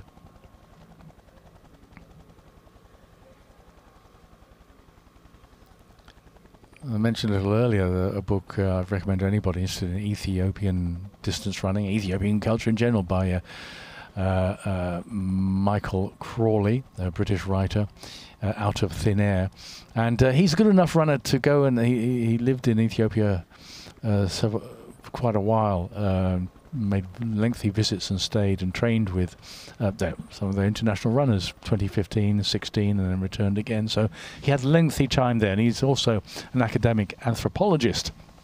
So he was part of academic study, but he's turned it into a book. And talking about the training styles of Ethiopians. I'll come back to that in a moment. I'm tantalizing you because this is interesting. Now, who's getting dropped? Well, Amos Mitai is getting dropped. He's weighing 10, but he's making a brave effort to come back. And Afaweki Bahane in the all-yellow number 5 doesn't look that comfortable. Worknesh Tedese, who we've seen him at the top of the leaderboard, but that doesn't look a great sign there. At about 1 hour 21 on the clock, group starts to disperse. Really, and the reason for that is that some guys up front started to kick it in a bit. I mean, this is not a long run for home, but this is just upping the pressure.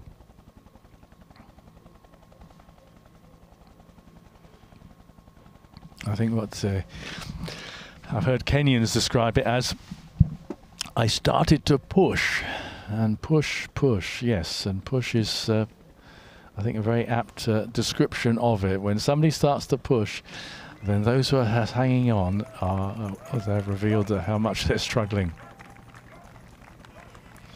Christina Hendell looking pretty solid, going along. I can tell now it's a warm day. The way the sweat is lining on those faces. It certainly was very warm yesterday.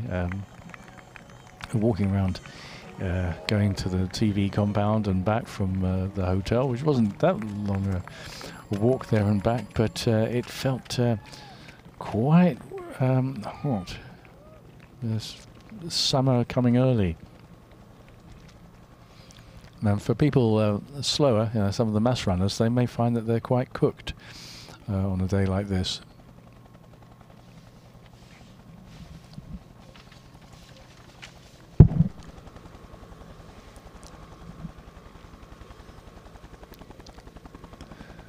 And no shortage of playing fields in Hamburg. And talking of other sports, well, Hamburg, any Hamburger, I'm sure will point out to you, they have 2 football teams, HSV, HSV, the Hamburg Sportverein, perhaps better known outside of Germany, and but in recent years, the FC St. Pauli, which St. Pauli is the, I suppose, official name of the Reeperbahn area, and they are very much a team now. So the 2 football clubs in Hamburg, and it's very much a sports city, and the marathon leading the way in that respect.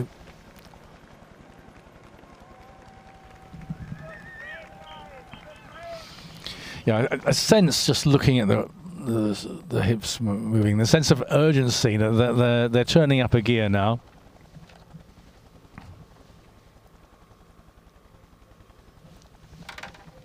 "25 kilometers that for the lead men, 1 hour 14 and 17 seconds. And the names that a bit noting so far still there: Bezano Asmare, Wortnesh Tadesse, who's dropped back a bit now. Now we're getting some better shots of the rear.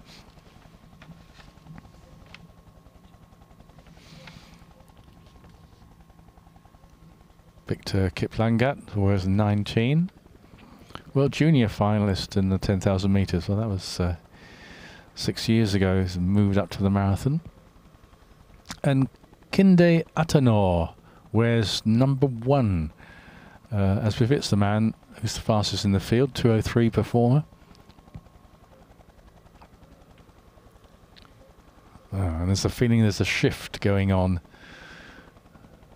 Well, bearing in mind that in terms of, well, whether they're talking about course records or winning times, we're really looking at another 40 minutes of running. So they know that to get amongst the prize money and to really be up there in the leading positions, which count not just for this race, but in terms of, well, a bargaining tool saying, look, this is what I did in Hamburg, and negotiating with other races down the line. It's all matters.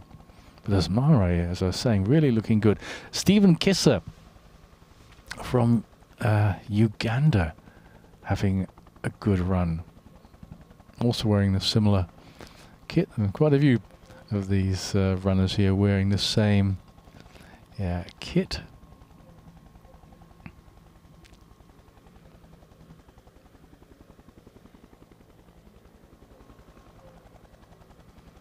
So what have we got? The number of pacemakers is now cut to 2, and they're doing a good job. They're in front where they should be.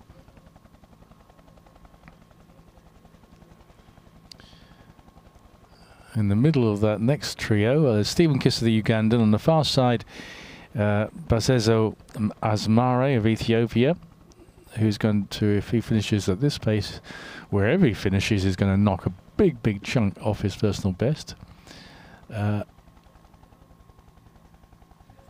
Then I have to say we've got both Kip 2s, and I confess I just need to see the back of their number to separate and to tell you which one is Edwin and which one is Abraham.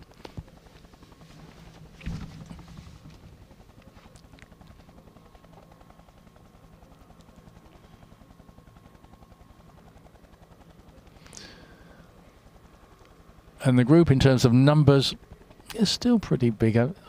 When up to halfway, I think we had 16 plus 4 pacemakers.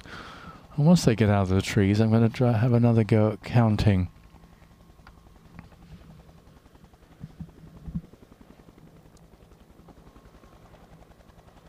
I'll try and identify some more as well now. Number 6, Dayene Debele. He also has a PB in the sort of 205 region. Simon Kipchoge just shifting position, wanting to make sure he gets some drink inside him. He's at the back there. He was the one who was just gesticulating with his hand, just as I thought it was to a runner behind him, saying to keep clear. What I was going to say about Ethiopian training methods and this book I've been reading is that there are times, as Michael Crawley, this author, describes it, when he joins in the training with the Ethiopians, that they run in single file, and that does seem to be particular Ethiopian practice. Not always, but there will be designated a leader, and everybody follows him or her. And it's only done for some sessions, but it's very interesting that I'm not aware that the Kenyans doing that. I mean, they can be the boss of the group, like obviously any group at present, and has been for some years. Elliot Kipchigay is the boss. He is the man. But this idea that it's Haile Gebrselassie or Kenisa Bekele or whoever, they on some sessions they lead out and they stay at the front. Now this is getting more interesting.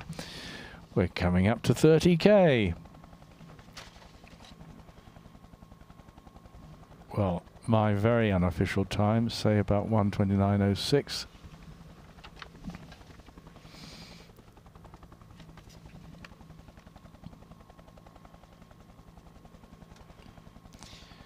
Well, it's still inside course record pace. As I say, very much my rough judgment, looking at the TV pictures. They're on about 2:05:20, and I think they've been on that for some time. It seemed to be an injection of pace which has cut the group down, but this is now making it interesting as a race, because some people are looking stronger than others. At the back there, Eritrea's Abra Osman. He's wearing number 12.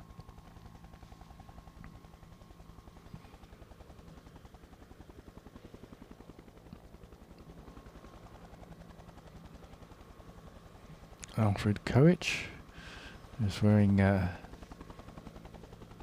18. We had a glimpse of him, but so far we're getting a lot of the back of Victor Kamlagat. Kamlagat, another of the Ugandans. So in fact, Uganda have two in that lead pack. They've got to the, well, I would fair to say, Stephen Kisser and Victor Kamlagat.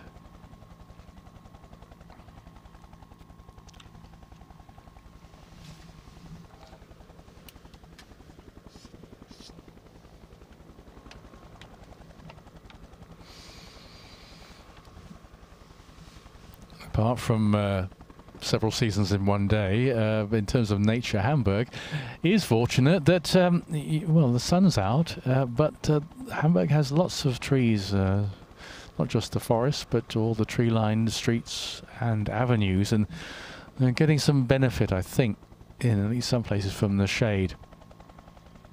Although I think at this stage in the race, well, just over an hour and a half gone on the clock, and looking at the winning times around the 2:05, these men are just starting to put the hammer down and sort people out. The two pacemakers doing a good job.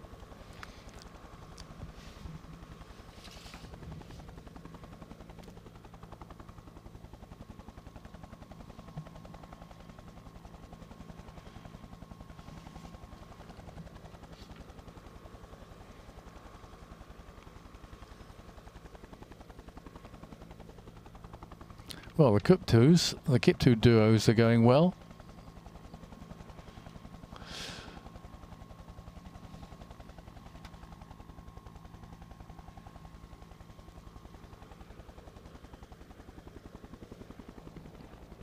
And Kiplangat is also doing well. Victor Kiplangat from Uganda is looking very smooth. Now this is interesting. We did have a shot of Stephen Kisser. But Victor Kiplangat of Uganda is looking in good form.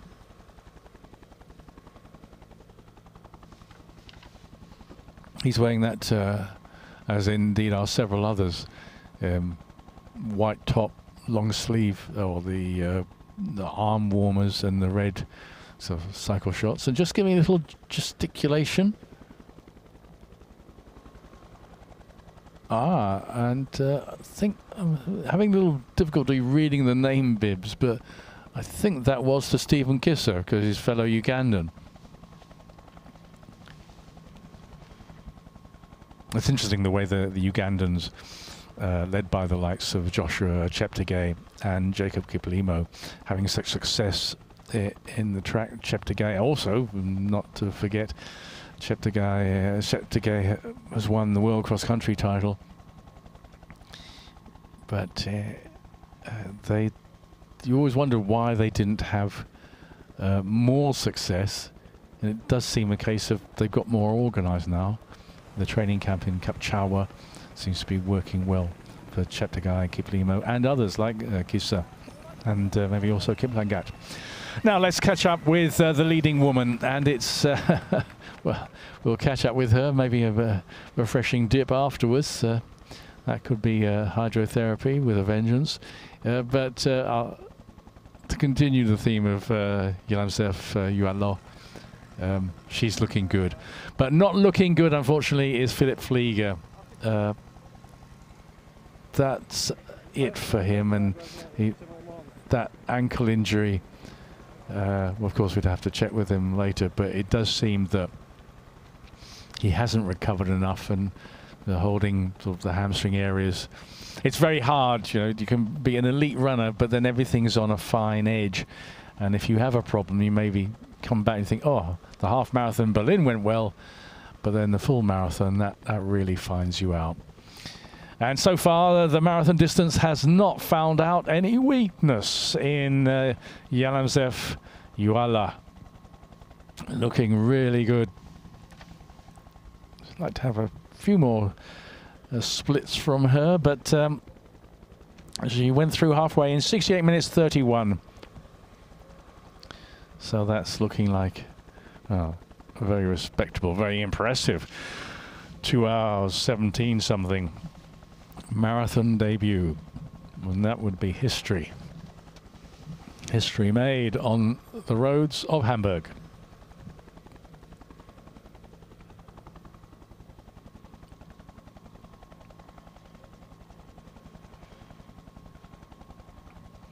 Little advice getting passed on.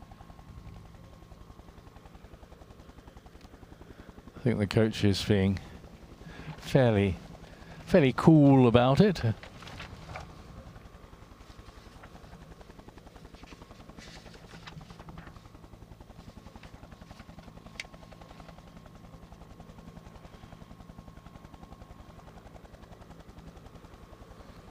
And she certainly is a big talent. She's part of the NN running team. Very much part of that global sports communications enterprise, which was created by Jos Hermans in the Netherlands, and with their camps in Kenya, Ethiopia, and NN running team, of course, in terms of team numbers, well, Eliud Kipchigay and Kenyan Cybrian. And before them, although it wasn't quite the same name, but certainly in the same management, Haile Gebrselassie as well. Jos Hermans really has created a very impressive network for runners and the development of runners as well. And that's probably why we're seeing so many of them in this race, in the men's and women's field, in that white top and the red shorts. And that's the team uniform now.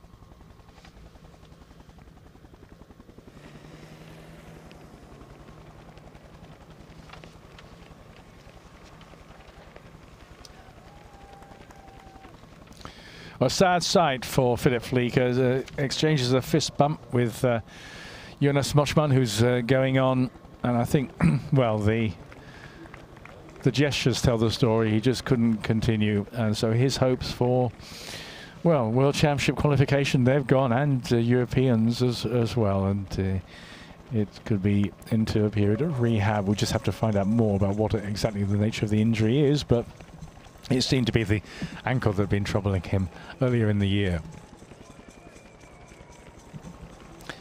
The tempo is quickening. Those pacemakers just having a little look and consultation with each other.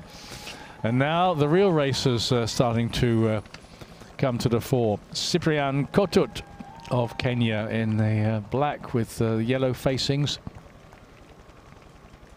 Made his debut in the marathon last year. Did well in Eindhoven in the Netherlands, finished fourth there, 2:07.07. So we've got Kotut, Wortnesh Tadesse, Kip 2. And I'll just wait before I'm calling him Edwin or Adam so I can get a glimpse of that. And certainly Kip 2 is pushing it. Asmare running the race of his life just behind him. And Segai Mekkonen, the champion of Hamburg 5 years ago, also showing that well. So a lot to play for.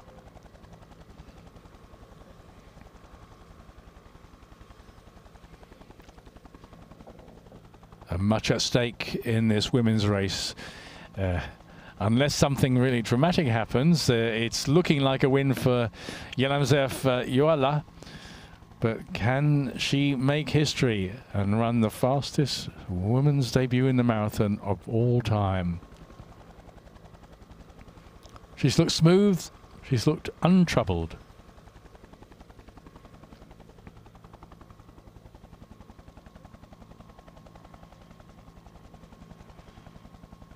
And they're overhauling some of the back markers of still, you know, pretty good sort of semi-international standard men who are not having a great day. And here comes coach on a motorbike, just giving a few words. I sometimes wonder how much that that actually can have an effect. I remember talking to an athlete, and I have to say I forget who it was, but a coach or something roared up on the back of a motorbike at the latter stage of a race, and I think the message was basically run faster. And the athlete who did not win. I mean, he was an elite, certainly. But talking to me later, said ruefully, he said, well, I was running as fast as I could. So someone just shouting at me saying, run faster, I couldn't. And I do remember, I've forgotten his name. This was a 2:10, 2:11 runner saying to me, I was at max. And yeah, it was, say, beyond 35k. And yeah, it was the time when the leading places are decided. He just couldn't do any more. That was where he was.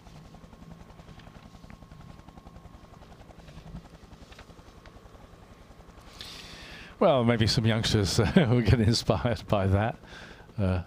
Maybe the balloon causes some wind resistance, but anyway, they'll have some fun trying to keep up, which was a very good pace actually, for as long as they can.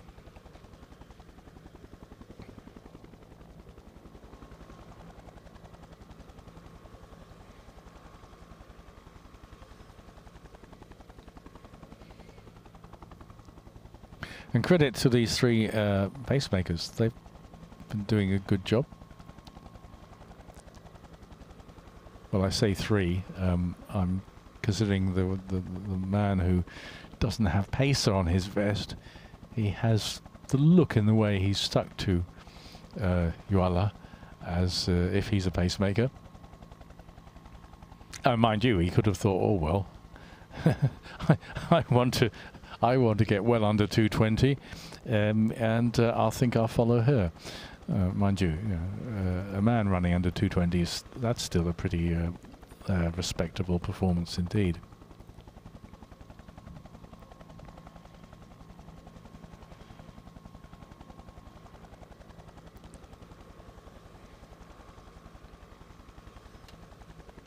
Oh, a little consultation.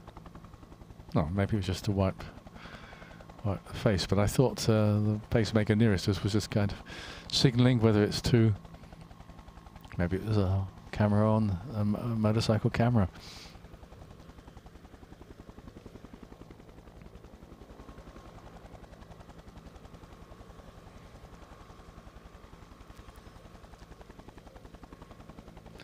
Now, catching up with the men's lead pack. Are there any pacemakers left? I think the answer to that is no.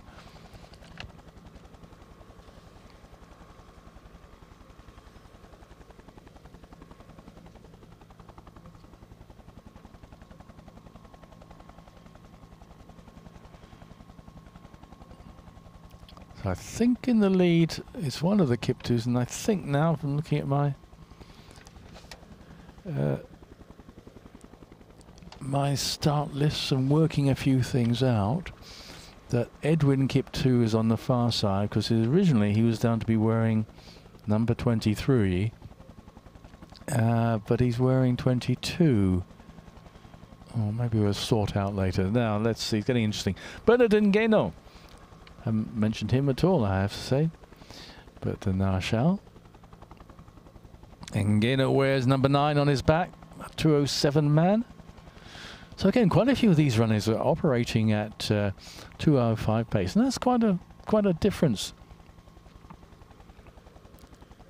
Water stations will be places where attacks come in. Somebody gets confident, decides, oh, I'm not going to get water, and they spurt off, and then the group catches them again, or they go. So look at this, number 12, Abra Osman. Abra Osman of Eritrea.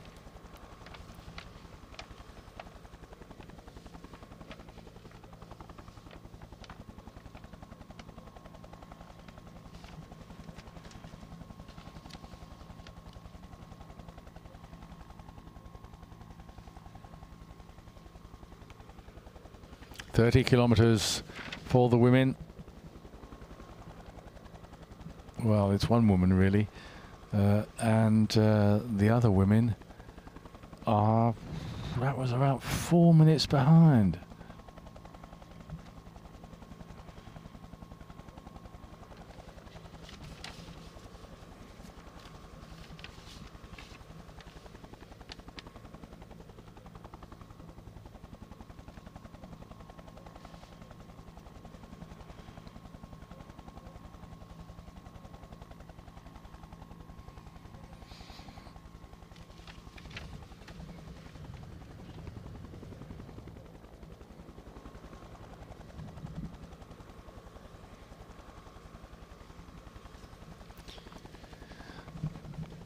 Yalemzerf Yehualaw has gone through 30 kilometers in 1 hour, 37 minutes and 35 seconds. So we'll just have a look and check. 1:37. Well, she's on course for a time in the low 2 hours 17s, just outside 2 hours 17. That's very impressive indeed. And that would be the fastest ever marathon debut. Looks as if our motorcycle camera almost came a cropper, but not to worry, the situation was saved. So Yehualaw, well, she's certainly come good so far, and it doesn't look to any sign of weakness there.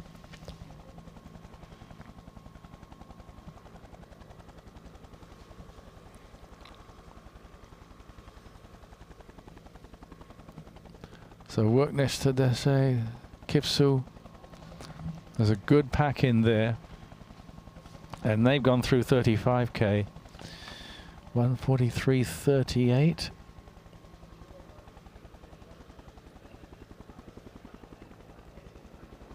Oh, they've now dipped under 2:05 pace. So they've been inside the course record of Elliot Kipchigay, 2:05.30, for pretty much most of the race. But now this is getting sharp. This is getting rather tasty, because the speed is coming into it now.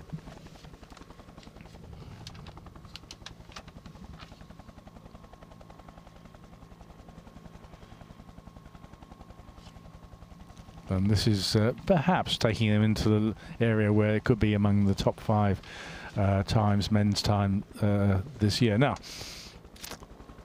Kinde Atenor getting dropped, and he's got to try and get back to them because the time is running out.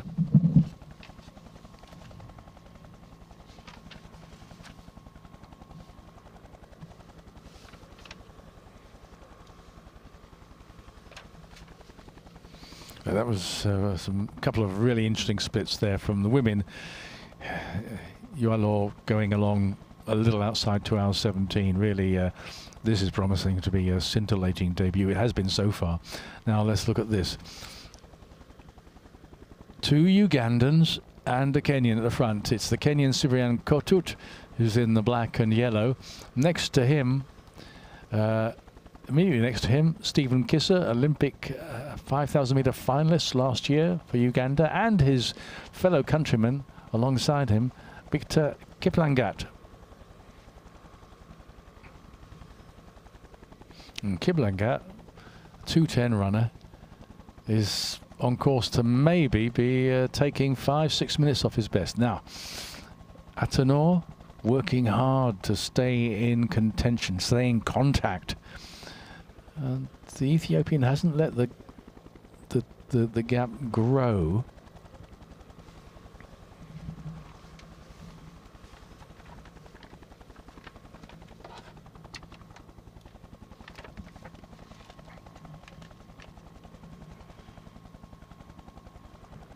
Oh, but the gap is growing now. Kinde Atenor, the fastest man in the field when they began this race. It looks like he's struggling. Oh, and another is getting dropped off the back, and that happened quite quickly. It's vicious, it's sudden, and it's very hard to get back in contention. And that's Edwin Kiptu, who's got dropped.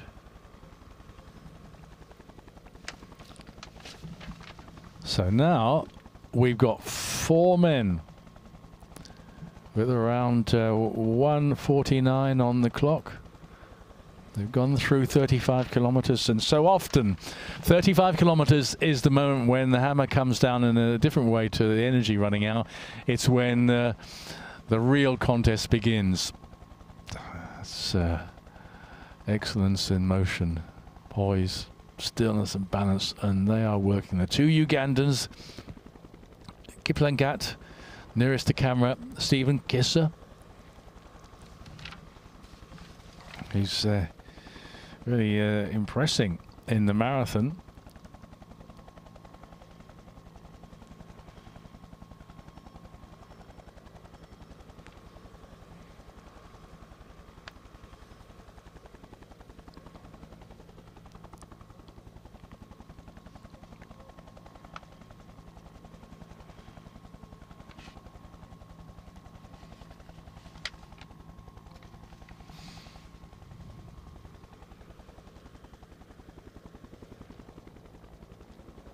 Now Kiplangat and Kisser at the front.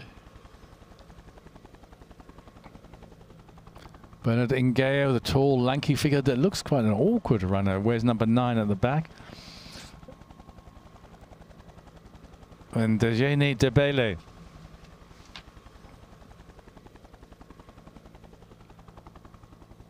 So are we going to have a Ugandan win, overturning some of the more experienced Kenyans and Ethiopians? It could be.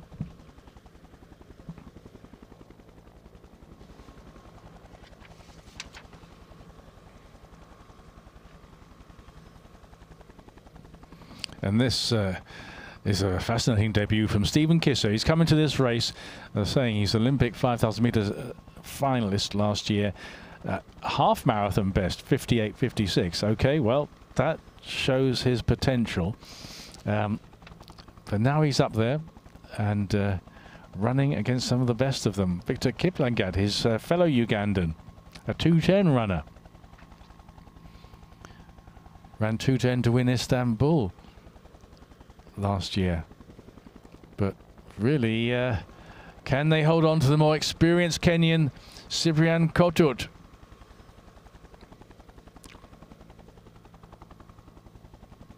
Cybrian Kotut making a break, or trying to make a break, and someone who made her break long back in the race, and that's the clear women's leader, Yalemzerf Yehualaw of Ethiopia, en route to what should be the fastest ever marathon debut by a woman in history.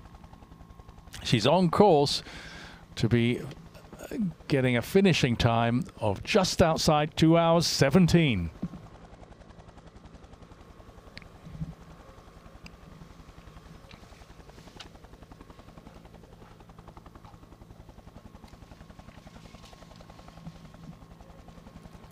Pacemakers gone. It's all down to one woman, and what a performer she's proved on the roads in Hamburg this morning. 2 months ago, she set a world record at 10 kilometers on the road. But these are all building blocks. She's the second fastest ever in the half marathon. But now it looks like she's found her niche all right, and that is as a marathon runner. A very impressive performance from the Ethiopian.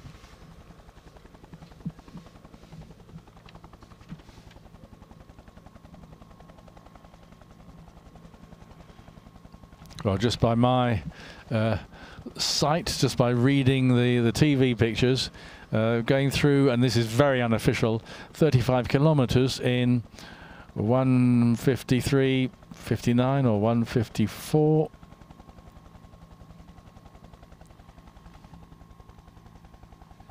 Just looking up there. Well, it's certainly a two. She's still on a 2:17 pace, finishing time. May have gone a little higher in the number of seconds, but looking good. Well, sensibly taking in some water. It's still you know, a fair way to go. Just past 35 kilometers, there's a good 7 kilometers left, and things can happen in the latter stages of the race. Sometimes the bottom falls out of the bucket.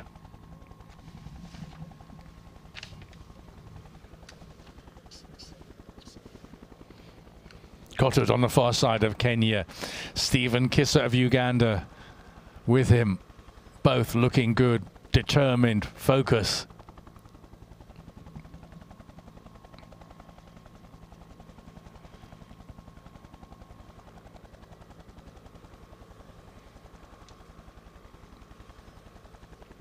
At this stage, it'd be hard to say if either man is looking stronger than the others. Just occasionally, Kisser, his chest just edges in front, but as they run beside the glorious Ulster,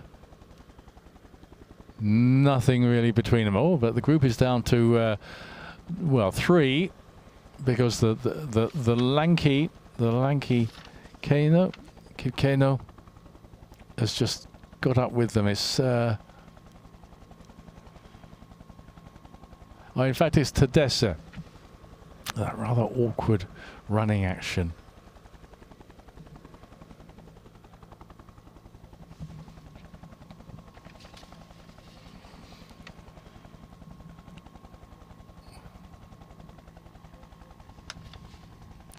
Well, Worknish Tadessa doesn't look as if he's the smooth. He doesn't look the smoothest of runners, but he's still hanging in there. Oh, in fact, that's apologies. I've got Tadessa on the mind. That's Bernard Ngeno. I was right first time, of Kenya. So it's down to 3, and Stephen Kisser of Uganda starts to put in an attack, but Cybrian Kotut of Kenya responds. They're level. Bernard Ngeno, the tall Kenyan, is dropped. They're coming back into the area where the race began at some 9:15 this morning.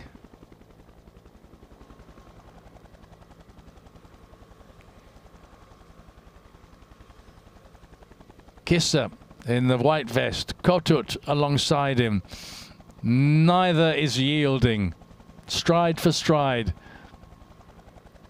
They've probably got another 7 to 8 minutes of running left. And now Kisser attacks again. He's been trying to get ahead, and now he has it. And then does Kotut just say, oh no, I'm still here?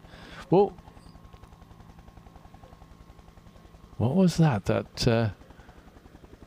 Oh, I see. Stephen Kisser was given a bottle.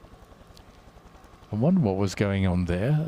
He wasn't being obstructed. He was given a bottle, and now he's got rid of it.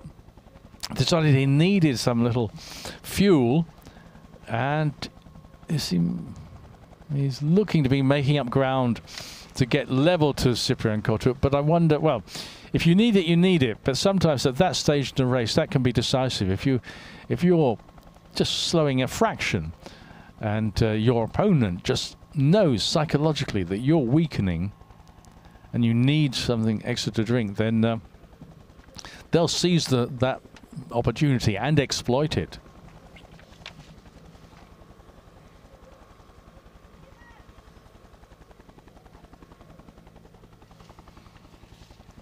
Now Kisser is getting back into contention.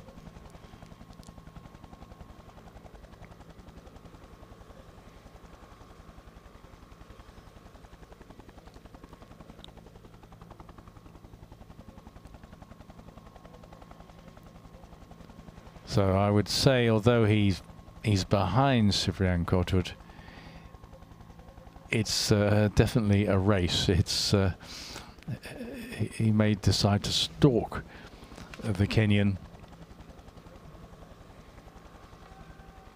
And here we have the Ugandan in the white vest, who's making his marathon debut.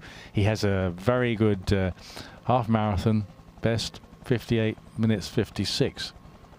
But Cyprian Kotut is the experienced runner. He's run quite a few marathons. His time, though, his best ever time, is a 2:07. So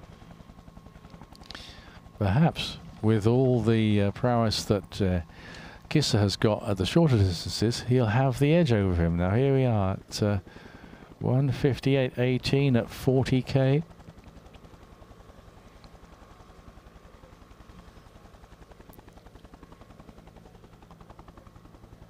Oh, Kisser, Kotut, and then it is the lanky Tadessa, who's a distant third.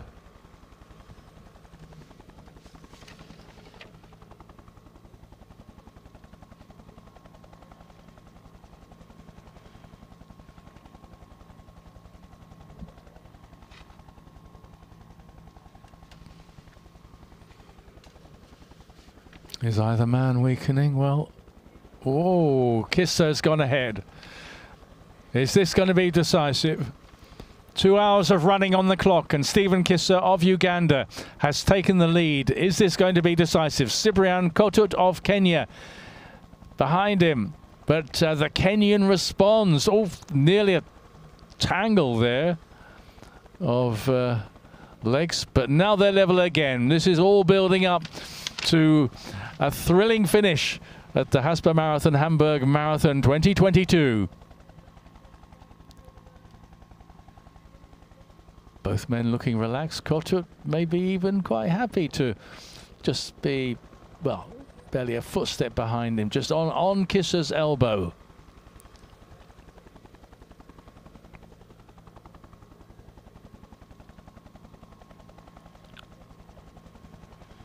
Drive, drive, drive with the arms.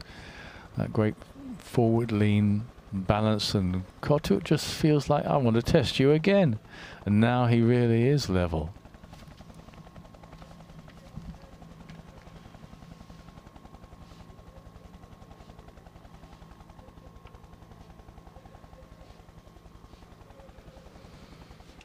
Kissa puts in another little surge. And at some point, one of these guys is going to put in a surge and it will be decisive, but maybe not just yet.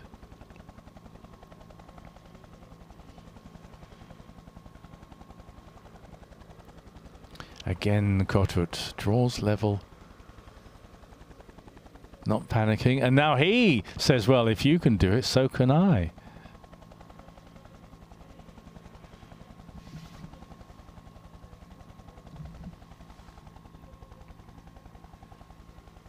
They're coming back within sight almost of the conference area and the expo area.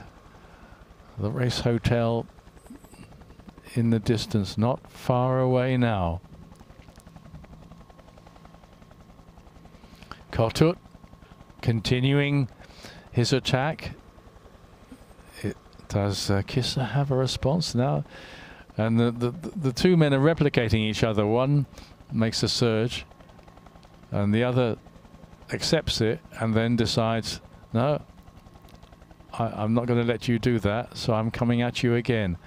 And that looks to be what Stephen Kissa is doing.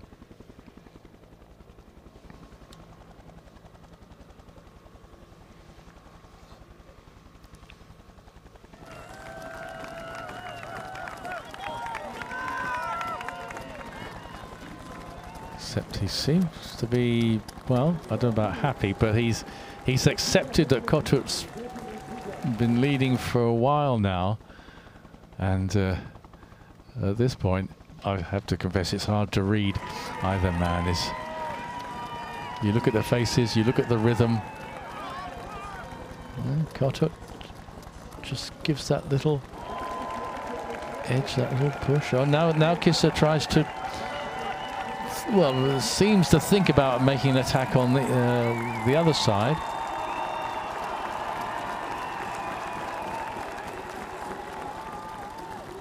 And they know they're getting near the end point, the finish line. They know from the spectators around the road. They know from having been here for several days, billeted in the race hotel and having short runs around there. And now this is all building up to the destiny of the men's title of the Haspa Marathon Hamburg 2022. Is it going to be Cybrian Kotut of Kenya? And Kotut attacks once again, and Kotut wins! Kotut of Kenya, Cybrian Kotut of Kenya, wins the Haspa Marathon Hamburg 2022 and smashes the world record unofficially by a good 30 seconds. He beats Stephen Kissa of Uganda, who makes a splendid marathon debut into the bargain for the runner-up spot. But Stephen Kissa has to give second best to the champion in Hamburg this year, Cybrian Kotut. We'll wait for the official time, but from that clock, it certainly looks as if Elliot Kipchigay's course record is no more, and it belongs to the Kenyan. Also die genaue Zeit 2:04.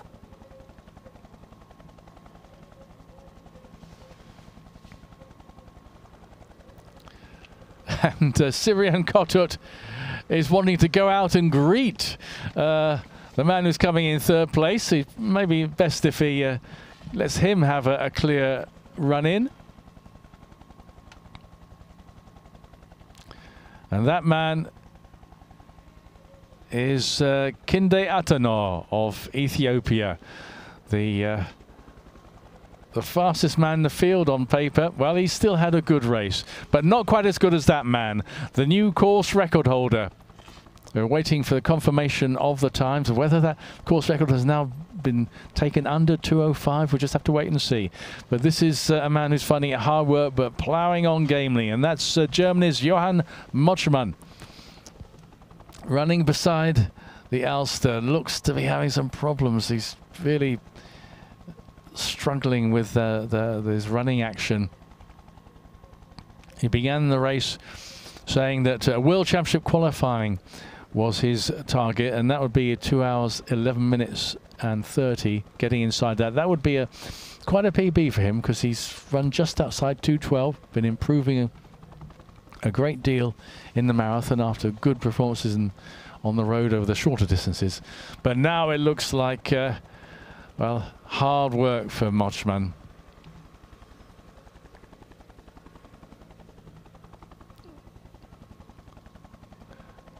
His fellow German, and they would have hoped to have been teammates in a national team, either for the World Championships or the Europeans. Phillip Flieger dropped out earlier. Oh, and if you look down at Muchman's ankles, you can see the way his feet are turning in, and I think that shows he's got a problem. That sort of turn in, and can be from having some lower back problems. But no problems, physical or mental, for the woman who's on course to win the title here in Hamburg. And we look back at that 2:04.47, a course record, and no mistake, a course record by 43 seconds over the great Elliot Kipchigay. Hamburg has a worthy new course record holder indeed, and it's this man, Cybrian Kotut of Kenya, beating in a fascinating duel late in the race the Ugandan Stephen Kissa, who is also inside the old course record. The new course record and victory, the winner's crown, goes to Cybrian Kotut of Kenya. Course record 2 hours 4 minutes and 47 seconds.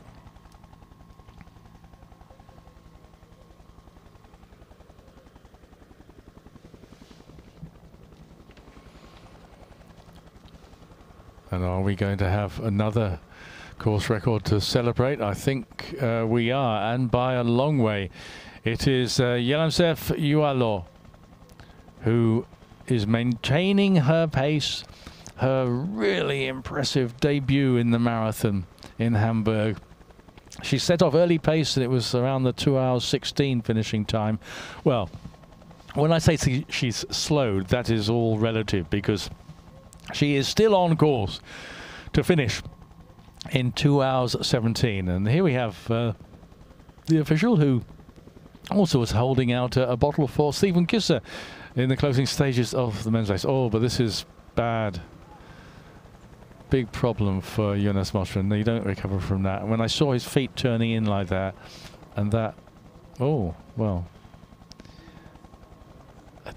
it may be wise as him not to try to run off. I mean, it's easy for me to talk, I know, but that looks like a hamstring problem, and the way his body was just seizing up as he bravely tried to keep going earlier on the road. I think it's best if he calls it a day for today. It's turning into a great day for Yalemzerf Yehualaw. What a performance. You know, when people talk about the statistics and saying, oh, this or that runner, they've run this time for 10K or half marathon, and then that means that they're almost certain to run this and that really impressive time for the marathon. It ain't necessarily so, because the mind and body have to come together, and some people frankly, and it does not make them bad people or bad runners, are better suited to one distance to another. And so there was always going to be a question mark, and she was against experienced athletes. Admittedly, some, like last year's winner, Gadisa Mulu, who had a best of 2:26. Well, yes, from times at the shorter distances, you would say if they were meeting in a 10K race, Yehualaw would comfortably beat Mulu if they were both on top form. But this has been a really striking debut. Assured, never looked in trouble, and I think the race director Frank Thalheiser is very likely to have his second course record of the day.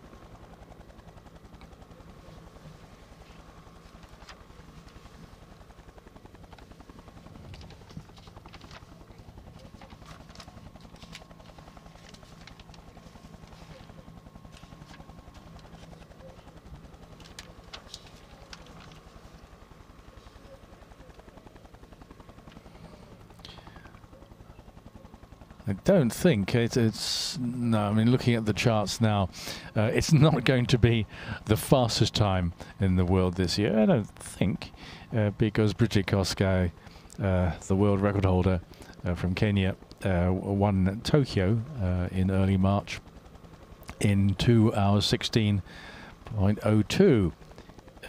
So on this kind of pace, Yehualaw is going for a 2:17, but the second fastest this year, Ruth Chepngetich of Kenya, who took the title also in Japan in Nagoya in mid-March, she ran at 2:17.18. Now, there's always a possibility I've got my maths wrong, very possible, but I think going from the progression through the race, Yehualaw, and there she is overhauling. Oh, she's overhauling Christoph Lars of Sweden. And good standard runners. Well, Christoph Lars, so looking at that, his best for the marathon, 2:16.15. So she, en route to victory in the women's race, is overtaking a 2:16 male runner. Yes, so just saying in terms of world times this year, Yehualaw is putting Ruth Chepngetich's 2:17.18 under threat.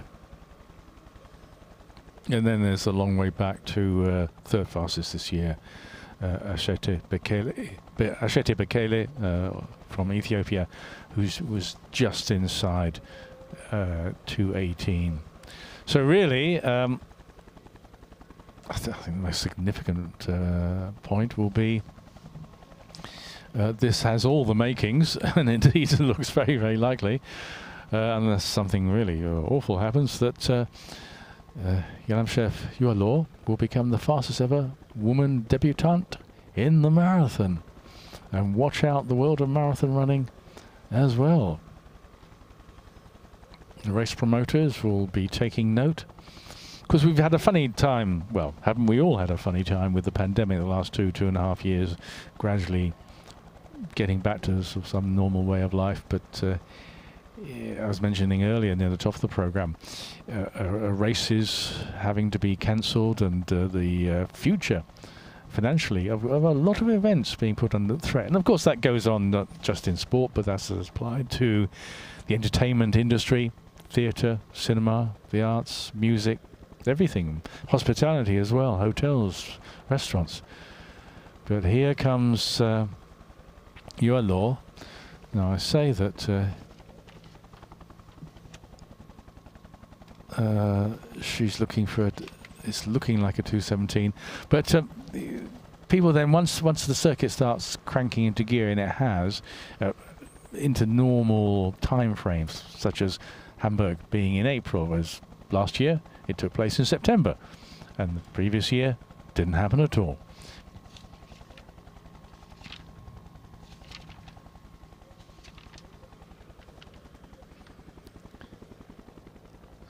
So we're just about to see Yehualaw's time, and with that the time of Brigitte Kosgei remains intact as the fastest in the world this year. Well, he's done a brave thing, I suppose. Jonas Muchman is running through to finish, but as I say, when I see those legs sort of turning in, I think from experience, I always think it shows that someone's has developed a kind of lower back problem. But I'm not a physio, I'm not a doctor, I'm a medic. So just my years of observation. And certainly Jonas Muchman, look, you can see he's keeling over to the left side as well. So yeah, he needs to get some treatment on that. But he stuck it through. You know, I thought it might be more sensible to drop out, but he's the international runner, and if he wants to finish, well, there you are, he is, and well done to him. Just a little outside 2:17 for Jonas Muchman, so clearly going to be very depressed about that. But let's see what happens in the women's race.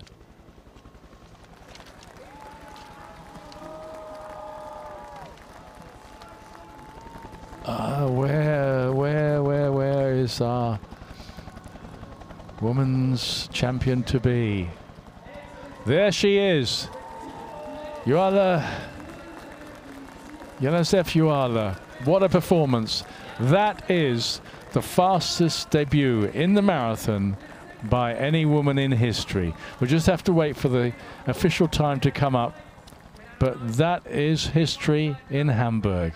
It is almost in passing to say this is the course record, and what a course record.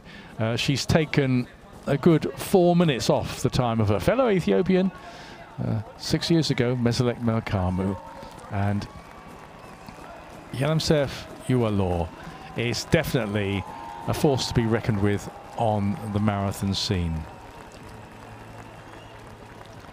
It's also the third fastest in the world this year in the marathon. I know early days in the marathon year, but the spring season and the autumn season tend to be the busiest periods. So there have been quite a few marathons taking place, don't we know it?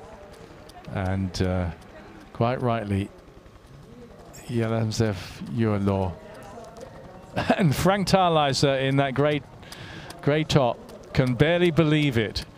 Hamburg's race director probably thinks it's his birthday and Christmas all at once. We're keenly anticipating what is the official time to come up, and indeed to see who's... We may have quite a wait to see who's going to be second and third across the line in the elite women's race. Now, I'm not sure where exactly Christina Hendell is in the race, but she's kept going. And so far on the German front, well, we have seen some disappointment. Both Phillip Flieger and Jonas Muchman have struggled. Flieger had to drop out with what may well have been the recurrence of his ankle injury he sustained earlier in the year.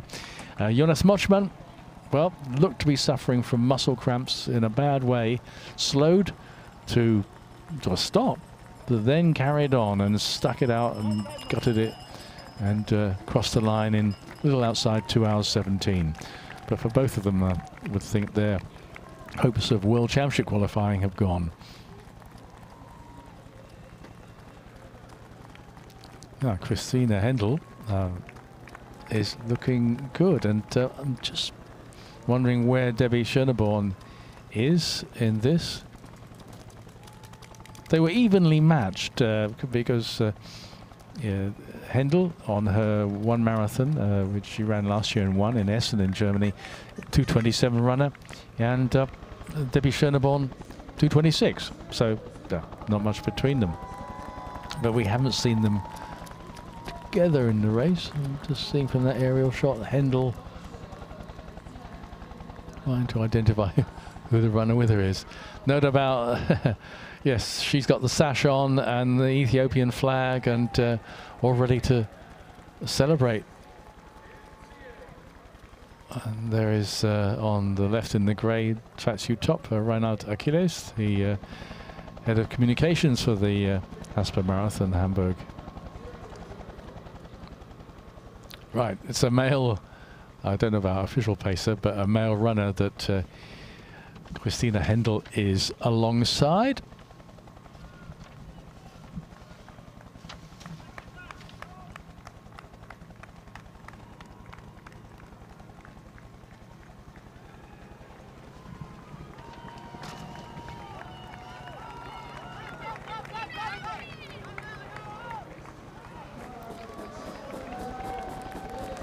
Well, that will help her to get to have some company, and looking where she is, well, her best, just checking on Christina Hendell's best time, 2:27:31.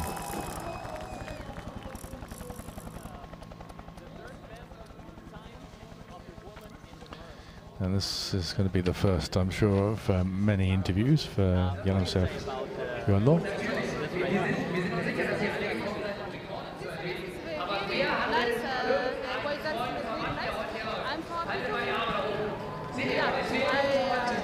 I'm happy this time.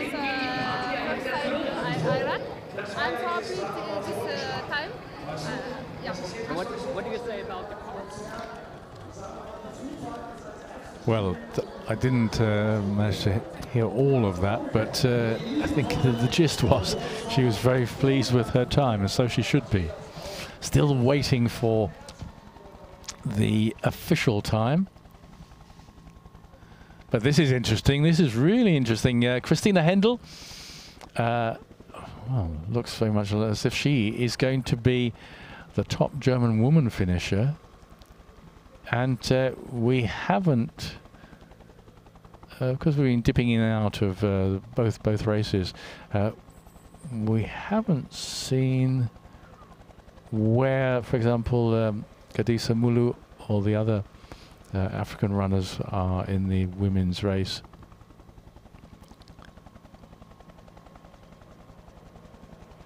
But it'd be intriguing if Hendell has a chance to get inside her best of 2:27:31.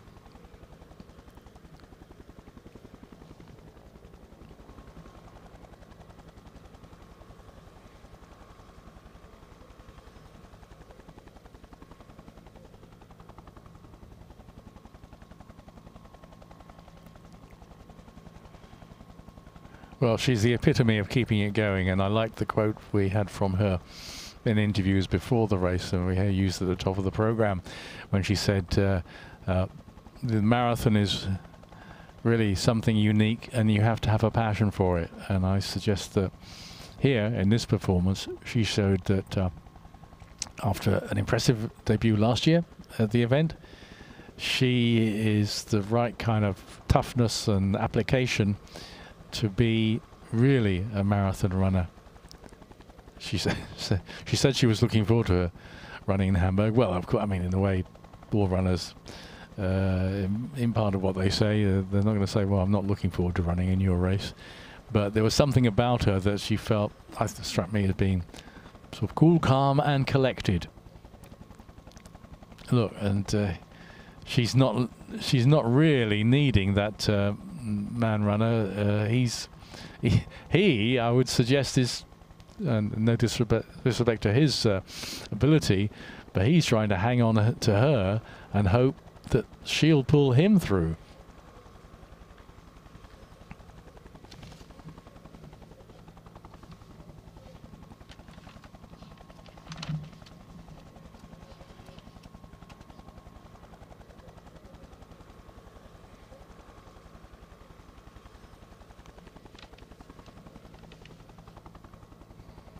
Just going back to the men's winning time, Cybrian Kotut of Kenya. Yeah, we're waiting for absolute confirmation, but it did on the TV results did come up as 2 hours 4 minutes and 47 seconds. I make that the 7th fastest in the world this year. I think much more important in historic terms is that it smashes the Hamburg course record set by Elliot Kipchigay in 2013. and in taking 43 seconds off it. And on a warm day, as we can see now, as Christina Hendell makes her way inexorably towards the finish line, and a very good performance indeed. So if you keep an eye on the top right-hand corner, the clock, her lifetime best 2:27:31. Now, can she do it? She's got under a minute, about 50 seconds left remaining. Christina Hendell. This would be a very, well, it is a very impressive run already, but this would be just that little bit extra if she can run a personal best. Hot conditions, big stage in the marathon world scene, and Hendell is looking very good and has definitely found her event for Germany. Just under 200 meters remaining. They went through 42 kilometers. 42.195 is the historic and official distance. And Christina Hendell is coming up to her last 100 on the red carpet for a new star in Germany's marathon running. Oh, 27:31 is her personal best. Can she do it? Can she do it? I think she's got a chance. Less than 10 seconds to go. She's really got to grit her teeth now. Is it going to be tight? Yes, she does it. Christina Hendell finishes in tremendous style, and by the TV clock, she has broken her personal best. And 5th place as well. That is something special indeed.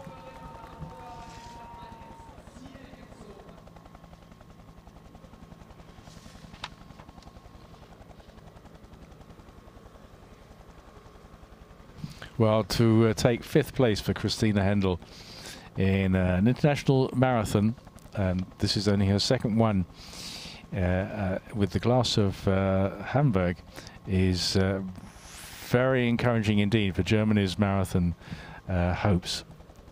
Haven't got news yet of what's happened to Debbie Schöneborn, but there is Hendell, and certainly going on unofficial timing. She's broken her personal best by 2 seconds, and she's finished 5th. Top European.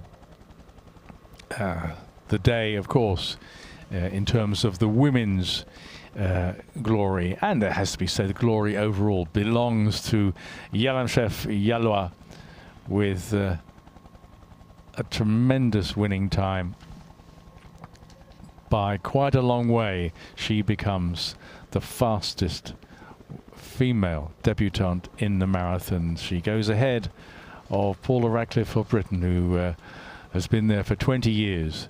But now on the roads of Hamburg, Yalemzerf Yehualaw has really shown she is a true marathon star.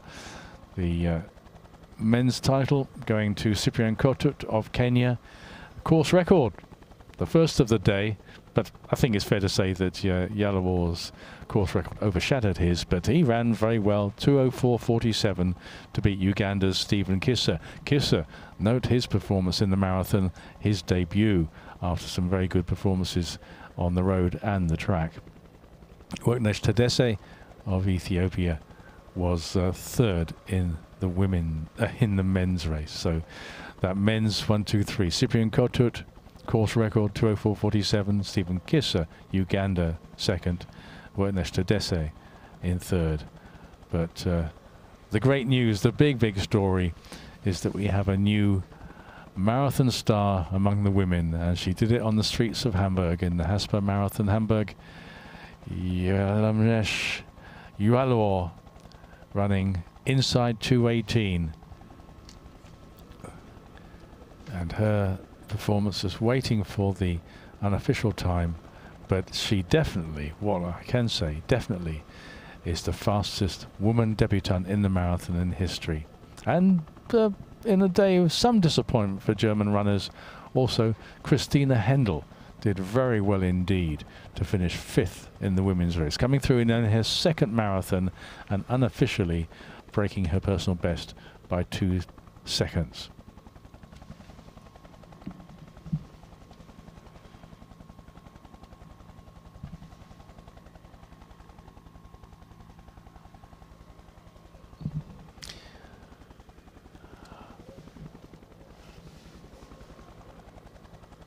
Well, I hope you have enjoyed our coverage, and it's a reminder of the splendid city that Hamburg is, and the 36th edition of the Haspa Marathon Hamburg really has turned out to be, I think it's fair to say, the best yet, with no disrespect to any previous ones, because we've had 2 course records. In the men, Cybrian Kotut of Kenya broke by 43 seconds the great Elliot Kipchigay's course record with 2:04:47 to beat Uganda's Stephen Kiso, who ran a very, very fine marathon debut, and Worknesh Tadesse. But in the women's race, history truly made, and a big new name on the marathon scene for women. Yalemzerf Yehualaw ran inside 2:18, 2:17 to become, by quite a long way, the fastest woman debutante in marathon history. And also, there was something to celebrate for the German runners. Christina Hendell finished a very fine 5th in the women's race. Hope you enjoyed our coverage from Hamburg. It's a great city, and a great city to run in as well. So, bye-bye from the Hansestadt.